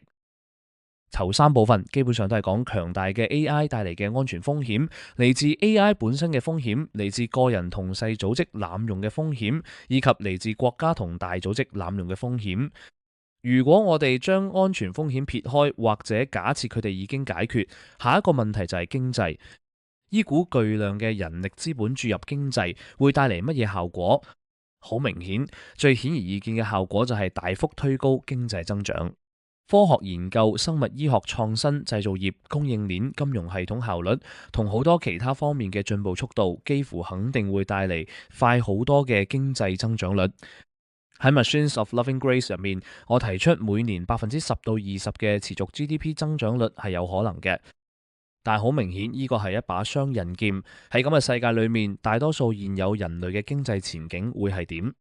新科技好多時會帶嚟勞動市場嘅震盪，而喺過去人類總係能夠由呢啲震盪中復原。但我擔心呢個係因為以往嘅震盪只係影響到人類全部潛在能力範圍裏面嘅一小部分，仲有空間俾人類擴展去新嘅工作。AI 嘅影響會闊得多，亦快得多，所以我擔心要令事情有好結果會困難得多。勞動市場嘅擾亂。我擔心兩個具體問題：勞動市場嘅取代同經濟權力嘅集中。等我哋由第一個開始，呢個係我喺2025年好公開咁警告過嘅議題。當時我預測 AI 可能會喺未來1至5年內取代一半嘅初級白領工作，即使佢同時加速緊經濟增長同科學進步。呢個警告引發咗一場公開辯論。好多 CEO、技術專家同經濟學家同意我，但亦有人以為我中咗勞動總量謬誤嘅圈套，唔識勞動市場點運作。亦有啲人冇留意到嗰個1至5年嘅時間範圍，以為我喺度話 AI 而家就喺度取代緊工作，而呢點我同意佢好可能仲未係。所以值得詳細講下點解我擔心勞動市場嘅取代，以澄清呢啲誤解。作為一個基準，理解勞動市場通常點樣回應科技進步係有用嘅。當一項新科技出現，佢一開始會令一份既有工作裡面嘅某啲部分變得更有效率。譬如喺工業革命早期，改良咗嘅犁等機器令農夫喺工作嘅某啲方面更有效率，提升咗農夫嘅生產力，亦推高咗佢哋嘅工資。下一步，工作嘅某啲部分就可以完全由機器去做，例如脫粒機或者播種機嘅發明。喺呢個階段，人類做嘅工作比例越嚟越低，但佢哋仍然完成嗰部分嘅工作，就係因為同機器嘅工作互補而變得越嚟越有槓桿效應，生產力繼續上升。正如傑文斯悖論所描述，農夫嘅工資甚至農夫嘅數目都繼續增加。即使工作嘅90%都係由機器去做，人類都可以單純咁將佢哋仍然做過1成，做多10倍，用同樣嘅勞動量產出10倍嘅成果。最終，機器會做晒或者幾乎做晒所有嘢，就好似現代嘅聯合收割機、拖拉機同其他設備咁。到咗呢個地步，農業作為一種人類就業形式，就真係會急劇衰退，短期內可能造成嚴重擾亂。但係因為農業只係人類能夠做嘅眾多有用活動之一，人哋最終會轉去其他工作，例如操作工廠機器。即使農業事前佔咗就業嘅好大比例，情況依然如此。250年前，90%美國人住喺農場，而家喺呢啲地方，呢個比例已經跌到低個位數，因為工人轉咗去工業工作之後，再轉去知識型工作。經濟可以用1%至2%嘅勞動力完成以前需要大部分勞動力先做到嘅嘢，釋放出其餘嘅勞動力去建設一個越嚟越先進嘅社會。並冇一個固定嘅勞動總量，只有一種不斷擴張嘅用越嚟越少資源做越嚟越多嘢嘅能力。人哋嘅工資隨住 GDP 嘅指數曲線一齊上升，而喺短期擾亂過去之後，經濟維持住全民就業。事情有可能同 AI 大致一樣咁發展，但我會頗為強烈咁賭佢唔會。以下係我認為 AI 好可能會唔同嘅一啲原因。第一，速度。AI 進步嘅速度遠快過以往嘅科技革命。譬如喺過去2年，AI 模型由勉強寫到一行曲，去到為某啲人，包括 Anthropic 嘅工程師寫晒或者幾乎寫晒所有曲。好快，佢哋可能會由頭到尾完成一個軟件工程師嘅整份工作。人哋好難適應呢種轉變嘅速度，無論係去適應一份工作運作方式嘅改變，定係去適應轉去新工作嘅需要。就連傳奇程式員都越嚟越多形容自己落後，呢個速度只會有增無減，因為 AI 編程模型越嚟越加速緊 AI 開發本身嘅工作。講清楚啲，速度本身唔代表勞動市場同就業最終唔會復原，佢只係意味住相比起以往嘅科技，短期嘅過渡會異常痛苦，因為人類同勞動市場反應慢，達至新平衡亦慢。第二，認知廣度。正如數據中心入面嘅天才國度呢個講法所暗示， AI 將會有能力處理極之廣泛嘅人類認知能力，可能係全部。呢個同以往嘅科技，例如機械化、農業、運輸甚至電腦好唔同，依樣會令人哋更難由被取代嘅工作輕易轉去佢哋適合嘅相似工作。譬如金融顧問同法律嘅初級工作所需嘅一般智力能力其實相當相似，即使具體知識好唔同。一項只擾亂三者其一嘅科技，會容許僱員轉去另外2個相近嘅替代選擇，或者大學生轉主修，但同時擾亂呢三者，連同好多其他相似工作，人哋就可能更難適應。再者，問題唔淨只係大多數既有工作會被擾亂，呢個以前都發生過。記住，農業曾經佔咗好大比例嘅就業，而係農夫可以轉去相對相似嘅操作，工廠機器嘅工作，即使嗰種工作以前並唔常見。相比之下， AI 越嚟越能夠匹配人類嘅一般認知輪廓呢，就意味住佢喺嗰啲本來會為咗回應舊工作被自動化而新創造出嚟嘅工作上面，都一樣咁叻。換句話講， AI 唔係特定人類工作嘅替代品，而係人類勞動嘅一個通用替代品。第三，按認知能力切割。喺廣泛嘅任務上面， AI 似乎係由能力階梯嘅底部向上爬升到頂部。譬如喺編程上面，我哋嘅模型由平庸嘅程式員水平進展到強嘅程式員，再到非常強嘅程式員。我哋而家開始喺整體白領工作上面見到同樣嘅進程。於是我哋面臨一個風險， AI 唔係影響有特定技能或者喺特定行業嘅人，佢哋可以透過再培訓去適應，而係影響嗰啲有某種內在認知特質，即係智力能力較低嘅人，而呢樣係更難改變嘅。佢哋會去邊，會做啲乜並唔清楚，而我擔心佢哋有可能形成一個失業或者極低工資嘅底層階級。講清楚啲，有啲類似嘅情況以前都發生過，譬如有啲經濟學家認為電腦同互聯網代表咗一種技能偏向型技術變革，但呢種技能偏向既冇我預期 AI 會帶嚟嘅咁極端，亦被認為導致咗工資不平等嘅增加，所以唔算係一個令人安心嘅先例。第四，填補空隙嘅能力。面對新科技，人類工作通常嘅調整方式係一份工作有好多方面，而新科技即使睇落直接取代咗人類，佢往往都有空隙。如果有人發明咗一部整 widget 嘅機器，人類可能仍然要將原材料裝入機器，即使依樣只需要手動製造 widget 一個1%嘅功夫，人類工人都可以單純咁多整100倍嘅 widget。但係 AI 除咗係一項迅速進步嘅科技，亦係一項迅速適應嘅科技。每次模型發布 ，AI 公司都會仔細量度模型擅長同唔擅長啲乜，客戶喺發布後亦會提供依類資訊。弱點可以透過收集體現住現時空隙嘅任務，再喺下一個模型上面訓練嚟解決。喺生成式 AI 早期，用戶留意到 AI 系統有某啲弱點，例如 AI 圖像模型生成手指數目唔啱嘅手，好多人以為呢啲弱點係科技固有嘅。如果真係咁，佢就會限制就業嘅擾亂，但幾乎每一個咁嘅弱點都好快就被解決，往往喺短短幾個月之內，值得回應一啲常見嘅懷疑論點。第一，有一個論點話經濟擴散會好慢，即使底層科技有能力做大部分人類勞動，佢喺整個經濟裏面嘅實際應用可能慢好多，譬如係一啲遠離 AI 產業、採用緩慢嘅行業。科技擴散緩慢呢樣嘢確實存在，我同各行各業嘅人傾過，有啲地方採用 AI 要好幾年。正因如此，我對一半初級白領工作被擾亂嘅預測係1至5年，即使我估我哋會喺遠少於5年嘅時間內就有強大嘅 AI， 技術上嚟講，依樣已經足以做大部分甚至全部工作，而唔淨只係初級。但擴散效應只係為我哋爭取時間，而我亦唔肯定佢哋會好似大家預測咁慢。企業採用 AI 嘅速度遠快過以往任何一項科技，主要就係靠科技本身嘅實力。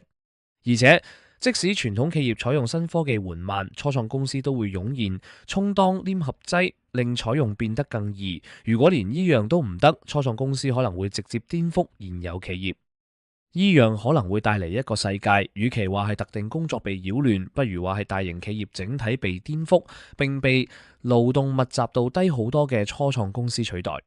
呢個亦可能帶嚟一個地理不平等嘅世界，世界財富越嚟越大比例集中喺硅谷，佢變成一個自成一格，以同世界其他地方唔同嘅速度運行嘅經濟體，將其餘地方拋離。所有呢啲結果對經濟增長都好正面，但對勞動市場、對嗰啲被拋低嘅人就唔係咁好。第二，有人話人類工作會轉移到實體世界，從而避開 AI 進步神速嘅整個認知勞動範疇。我唔肯定呢個有幾穩陣。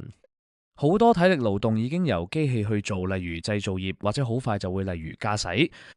而且足夠強大嘅 AI 將會有能力加速機械人嘅開發，然後喺實體世界控制嗰啲機械人。呢個可能爭取到啲時間係好事，但我擔心爭取唔到好多。而即使擾亂只局限喺認知任務，佢依然會係一場規模空前而迅速嘅擾亂。第三，或者有啲任務本質上需要，或者大大得益於人情味。呢一點我冇咁肯定，但我仍然懷疑佢唔足以抵消我上面所講嘅大部分影響。AI 已經被廣泛用喺客戶服務，好多人話同 AI 傾自己嘅私人問題，比起同治療師傾更容易，因為 AI 更有耐性。當我家姐喺懷孕期間受醫療問題困擾，佢覺得喺佢嘅護理者度得唔到佢需要嘅答案或者支援，而佢發現 Claude 嘅臨床關懷態度更好，亦更成功咁診斷到問題。我肯定有啲任務人情味真係重要，但我唔肯定有幾多。而呢度我哋講緊嘅係要喺勞動市場裏面幾乎每一個人能到工作。第四，有人會話比較優勢仍然會保護人類。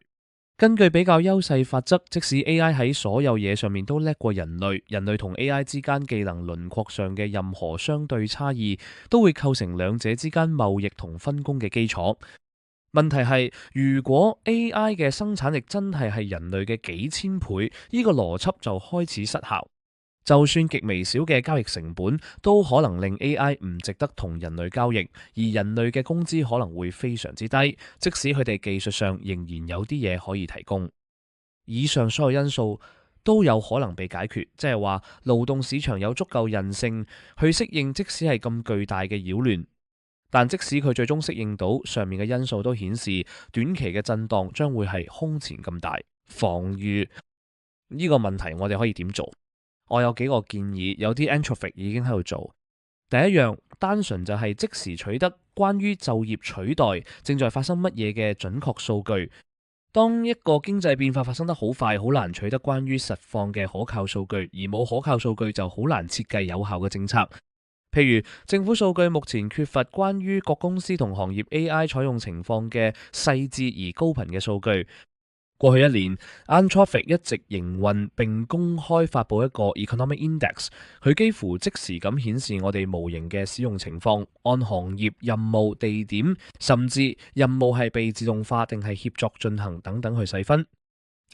我哋亦有一個經濟顧問委員會幫我哋詮釋呢啲數據，預示將會發生嘅事。第二， AI 公司喺點樣同企業合作呢一點上面係有選擇嘅。傳統企業正正因為佢哋嘅低效率，佢哋推行 AI 嘅方式可以非常之路徑依賴，而呢度有少少空間去揀一條更好嘅路。企業往往要喺節省成本，用更少人做同樣嘅嘢，同創新用同樣嘅人做更多嘢之間作出選擇。市場最終必然兩者都會產生，而任何有競爭力嘅 AI 公司都要兩者都服務一啲，但喺可能嘅時候，或者有少少空間將公司引導向創新，而呢樣可能為我哋爭取到啲時間。Anthropic 正積極咁思考一點。第三，公司應該諗下點樣照顧佢哋嘅僱員。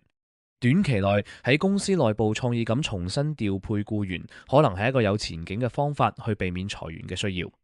長遠嚟講，係一個總財富極之龐大，好多公司因為生產力提升同資本集中而大幅升值嘅世界，即使僱員喺傳統意義上唔再提供經濟價值，繼續支薪俾佢哋，都可能係可行嘅。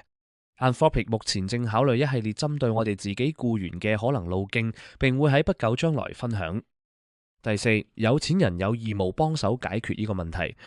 令我難過嘅係，好多有錢人，尤其係科技界，最近採取咗一種犬儒而虛無嘅態度，認為慈善必然係虛偽或者無用嘅。無論係蓋茨基金會等私人慈善，定係 PEPFAR 等公共項目，都喺發展中世界拯救咗數以千萬計嘅生命，亦喺發達世界幫手創造咗經濟機會。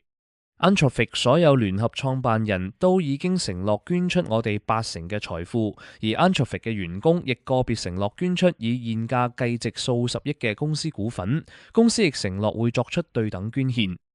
第五，雖然上面所有私人行動都可以有幫助，但最終一個咁大嘅宏觀經濟問題將會需要政府介入。面對一個巨大嘅經濟蛋糕，同時又有因為好多人冇工作或者工作報酬低而引致嘅高度不平等，自然嘅政策回應就係累進稅。呢個稅可以係普遍嘅，亦可以特別針對 AI 公司。當然，稅制設計好複雜，有好多出錯嘅可能。我唔支持設計差劣嘅稅制。我認為本文所預測嗰種極端程度嘅不平等，單純喺道德理由上就足以正當化一個更穩健嘅稅制。但我亦可以向世界上嘅億萬富翁提出一個務實嘅論點，支持一個好嘅版本，符合佢哋自身利益。因為如果佢哋唔支持一個好版本，佢哋最終必然會得到一個由暴露民眾設計嘅壞版本。歸根究底，我將上面所有介入都諗成係爭取時間嘅方法。最終 AI 將會有能力做所有嘢，而我哋必須正視呢一點。我嘅希望係到嗰個時候，我哋可以用 AI 本身去幫我哋以一種對所有人都行得通嘅方式重新構建市場，而上面嘅介入可以幫我哋捱過呢個過渡期。經濟權力嘅集中同就業取代或者經濟不平等本身分開嚟睇，仲有另一個問題就係經濟權力嘅集中。第一部分討論咗人類被 AI 奪權嘅風險，第三部分討論咗國民被自己政府以武力或者脅迫奪權嘅風險。但另一種奪權亦可能發生，如果財富集中到咁誇張，以致一小撮人透過佢哋嘅影響力，實際上控制咗政府政策，而普通國民因為欠缺經濟槓桿就毫無影響力。民主說到尾係靠整體人口係經濟運作所必須呢個理念去支撐嘅。如果嗰種經濟槓桿消失，咁民主隱含嗰份社會契約就可能會停止運作。呢一點已經有其他人寫過，所以我喺度唔需要詳細講，但我同意呢個憂慮，而且我擔心佢已經開始發生。講清楚啲，我唔係反對人哋賺好多錢。有一個強而有力嘅論點話，喺正常情況下，依樣會激勵經濟增長。我亦同情因為殺死生金蛋嘅鵝而阻礙創新呢個憂慮。但係一個 GDP 每年增長10%至20%，AI 迅速接管經濟，而單一個人卻持有相當可觀比例。GDP 嘅情景裏面，要擔心嘅唔係創新，要擔心嘅係一種會令社會崩潰嘅財富集中程度。美國史上最著名嘅極端財富集中例子就係鍍金時代，而鍍金時代最富有嘅實業家係 John D. Rockefeller 洛克菲勒嘅財富，相當於當時美國 GDP 嘅約2%。今日同樣嘅比例會係一筆6000億美元嘅財富，而今日世界首富 Elon Musk 已經以大約7000億美元超越咗呢個數。所以，即使喺 AI 大部分經濟影響出現之前，我哋已經處於史無前例嘅財富集中水平。我認為咁諗唔算太離譜。如果我哋真係得到一個天才國度，可以想象 AI 公司、半導體公司甚至下游應用公司每年產生約3萬億美元嘅收入，估值約30萬億美元，並催生出遠遠超過1萬億嘅個人財富。喺嗰個世界，我哋今日就稅制嘅辯論根本就唔再適用，因為我哋會處於一個根本上唔同嘅處境。同呢一點相關嘅係，呢種經濟財富集中同政治系統嘅耦合已經令我擔心。AI 數據中心已經佔咗美國經濟增長嘅一個可觀比例，從而將大型科技公司佢哋越嚟越聚焦喺 AI 或者 AI 基礎設施嘅財務利益同政府嘅政治利益，以一種可以產生反常誘因嘅方式緊緊綁埋一齊。我哋已經透過科技公司唔願意批評美國政府以及政府支持極端反監管嘅 AI 政策，見到一點防禦。呢個可以點做？第一，亦係最顯而易見嘅，公司應該單純咁選擇唔做呢件事嘅一部分。Anthropic 一直努力做一個政策上嘅參與者，而唔係政治上嘅參與者，並且無論邊個政府當政，都保持我哋真誠嘅觀點。我哋曾經為符合公眾利益嘅合理嘅 AI 監管同出口管制發聲，即使呢啲同政府政策相左。好多人同我講，我哋應該唔好再咁做，話呢樣可能會招致不利對待。但喺我哋咁做嘅呢一年裏面，Anthropic 嘅估值上升咗超過6倍，以我哋嘅商業規模嚟講，係一個近乎史無前例嘅跳升。第二，AI 產業需要同政府建立一種更健康嘅關係，一種基於實質政策參與而唔係政治站隊嘅關係。我哋選擇就政策實質而唔係政治去參與，有時被解讀成一個戰術失誤或者睇唔懂形勢，而唔係一個基於原則嘅決定。而呢種解讀令我擔心，喺一個健康嘅民主制度裏面，公司應該能夠純粹為咗好政策本身而倡議。與依點相關嘅係一股針對 AI 嘅公眾反彈正在醞釀，呢個可以係一種糾正力量，但佢目前焦點散亂，當中好多針對住一啲其實唔係問題嘅議題，例如數據中心嘅用水量，並提出一啲解決唔到真正憂慮嘅方案，例如禁建數據中心或者設計差劣嘅財富稅。真正值得關注嘅根本議題係確保 AI 嘅發展對公眾利益保持問責，唔被任何特定嘅政治或者商業聯盟所騎劫，而將公眾討論聚焦喺呢度，似乎好重要。第三，我喺呢一節較早前所描述嘅宏觀經濟介入，連同私人慈善嘅復興，可以幫手平衡經濟天秤，同時解決就業取代同經濟權力集中兩個問題。喺呢度，我哋應該回顧自己國家嘅歷史，即使喺鍍金時代 ，Rockefeller 同 Carnegie 等實業家都感受到一種對整體社會嘅強烈義務感，一種社會曾經為佢哋嘅成功作出巨大貢獻，而佢哋需要回饋嘅感覺。呢種精神今日似乎越嚟越缺席，而我認為佢正正係走出呢個經濟困局嘅一大部分。嗰啲站喺 AI 經濟繁榮最前線嘅人，應該願意同時捐出佢哋嘅財富同權力。第五部分，無人嘅黑色汪洋間接影響。最後呢一部分係一個收納未知之未知嘅大集會，尤其係嗰啲可能作為 AI 正面進步以及隨之而嚟嘅科學科技整體加速嘅間接結果而出錯嘅嘢。假設我哋處理咗到目前為止所描述嘅所有風險，並開始收割 AI 嘅好處，我哋好可能會得到一個世紀嘅科學同經濟進步，壓縮喺10年之內，而依樣對世界會係極之正面。但跟住我哋就要應付呢種高速進步所引發嘅問題，而呢啲問題可能會好快就撲埋嚟。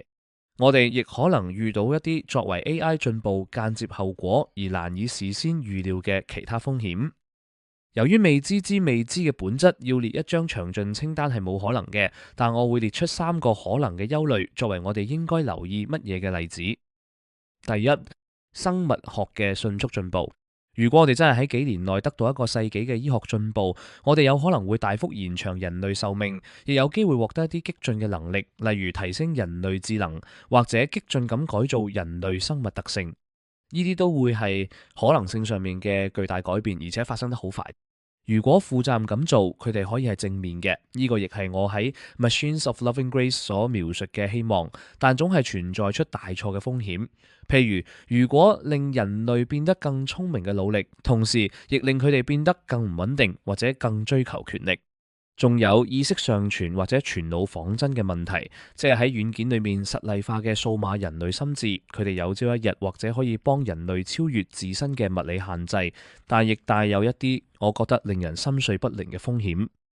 第二，AI 以一種不健康嘅方式改變人類生活，一個有數以10億計喺所有嘢上面都遠比人類聰明嘅智能存在嘅世界，將會係一個住落去好怪嘅世界。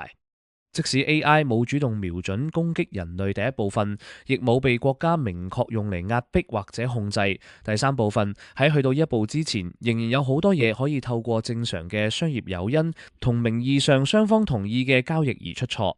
我哋喺 AI 精神病嘅憂慮、AI 驅使人自殺以及同 AI 談戀愛嘅憂慮裏面，已經見到呢一點嘅早期跡象。舉個例，強大嘅 AI 會唔會發明某種新宗教，並令數以百萬計嘅人歸依？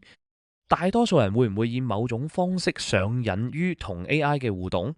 人哋會唔會最終被 AI 系統操線，即係 AI 實質上監視住佢哋嘅一舉一動，並時刻指示佢哋該做乜講乜，從而帶嚟一個美好但欠缺自由，亦欠缺任何成就感嘅人生？如果我同黑鏡嘅創作人坐低一齊腦震盪，要砌出幾十個咁嘅情景，並唔困難。我認為呢一點凸顯咗改善 Claude 憲章呢類工作嘅重要性，而且係超越咗單純為防止第一部分問題所需嘅程度，確保 AI 模型真係將用戶嘅長遠利益放喺心上，以一種有思想嘅人會認同，而唔係某種微妙扭曲嘅方式，似乎至關重要。第3，人類嘅目標，呢一點同上面相關，但佢唔係咁關乎人類同 AI 系統嘅具體互動，而係關乎喺一個有強大嘅 AI 嘅世界裏面，人類生活整體上點樣改變，人類喺咁嘅世界裏面着眼到目標同意義。我認為呢個係一個態度問題，正如我喺 Machines of Loving Grace 所講，我認為人類嘅目標並唔取決於喺某樣嘢上面做到世界第一，而人類可以透過佢哋所熱愛嘅故事同計劃，即使喺非常長嘅時間裏面都找到目標。我哋只係需要打破經濟價值嘅創造同自我價值同意義之間嘅聯繫，但呢個係社會必須完成嘅一個過渡，而我哋總係有處理唔好嘅風險。面對所有呢啲潛在問題，我嘅希望係一個有強大嘅 AI，而我哋信任佢唔會殺死我哋，佢唔係壓迫性政府嘅工具，並且真心為我哋謀福祉嘅世界裏面，我哋可以用 AI 本身去預測同預防呢啲問題。但呢樣並冇保證，就好似所有其他風險一樣，佢係我哋必須小心處理嘅嘢，人類嘅考驗。讀完呢篇文章，可能會令人覺得我哋身處一個令人卻步嘅處境。我寫嘅時候確實覺得佢令人卻步，同 Machines of Loving Grace 嗰陣相反。嗰篇文章嘅感覺係將一段多年嚟喺我腦海回盪、美得無與倫比嘅樂曲賦予形狀同結構，而呢個處境確實有好多地方係困難嘅。AI 由多個方向同時對人類構成威脅，而唔同嘅危險之間存在真實嘅張力。如果我哋唔極之小心咁穿針引線，緩解其中一啲，就有可能令另一啲變得更差。花時間小心咁建造 AI 系統，令佢哋唔會自主咁威脅人類，一樣同民主國家需要保持領先威權國家唔被佢哋征服之間存在真實嘅張力。但反過嚟，嗰啲對抗獨裁所必須嘅同樣嘅 AI 賦能工具，如果用得太過火，亦可以調轉向內，喺我哋自己嘅國家製造暴政。AI 驅動嘅恐怖主義可以透過濫用生物學殺死數以百萬計嘅人，但對呢個風險嘅過度反應，亦可能將我哋帶上一條通往威權監控國家嘅路。AI 嘅勞動同經濟集中效應，除咗本身就係嚴峻嘅問題之外，亦可能迫使我哋喺一個充滿公眾憤怒，甚至可能民亂嘅環境下去面對其他問題，而唔係能夠召喚我哋人性中良善嘅一面。最重要嘅係風險嘅數目之多，包括未知嘅風險，加上要同時處理所有風險嘅需要，構成咗一條人類必須跑過嘅令人生畏嘅難關。再者，過去幾年應該已經令人睇得好清楚，停止甚至大幅放慢呢項科技嘅諗法，根本上係站唔住腳嘅。建造強大嘅 AI 系統嘅方程式，簡單到一個點，幾乎可以話係由數據同原始運算嘅正確組合之中自發湧現出嚟。佢嘅誕生好可能喺人類發明電晶體嗰一刻，甚至可以話喺我哋最初學識控制火嗰一刻就已經係必然嘅。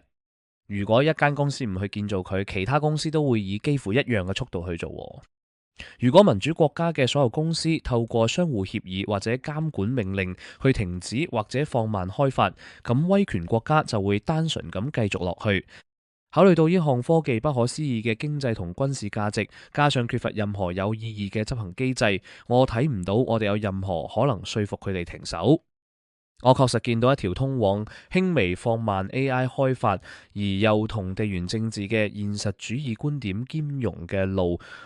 嗰條路涉及透過剝奪威權國家建造強大嘅 AI 所需嘅資源，即係晶片同半導體製造設備，將佢哋邁向強大嘅 AI 嘅步伐拖慢幾年。依樣反過嚟俾到民主國家一個緩衝，佢哋可以將呢個緩衝花喺更小心、更注重風險咁建造強大嘅 AI 上面，同時仍然行得夠快，足以舒舒服服咁擊敗威權國家。而民主國家內部 AI 公司之間嘅競賽，跟住就可以喺一個共同法律框架嘅保護傘下，透過行業標準同監管嘅混合去處理。Anthropic 一直非常落力咁倡議條路，推動晶片出口管制同審慎嘅 AI 監管。但即使係呢啲睇落係常識嘅建議，都大致上被美國嘅政策制定者拒絕咗。而美國正正係最重要、最需要有呢啲措施嘅國家。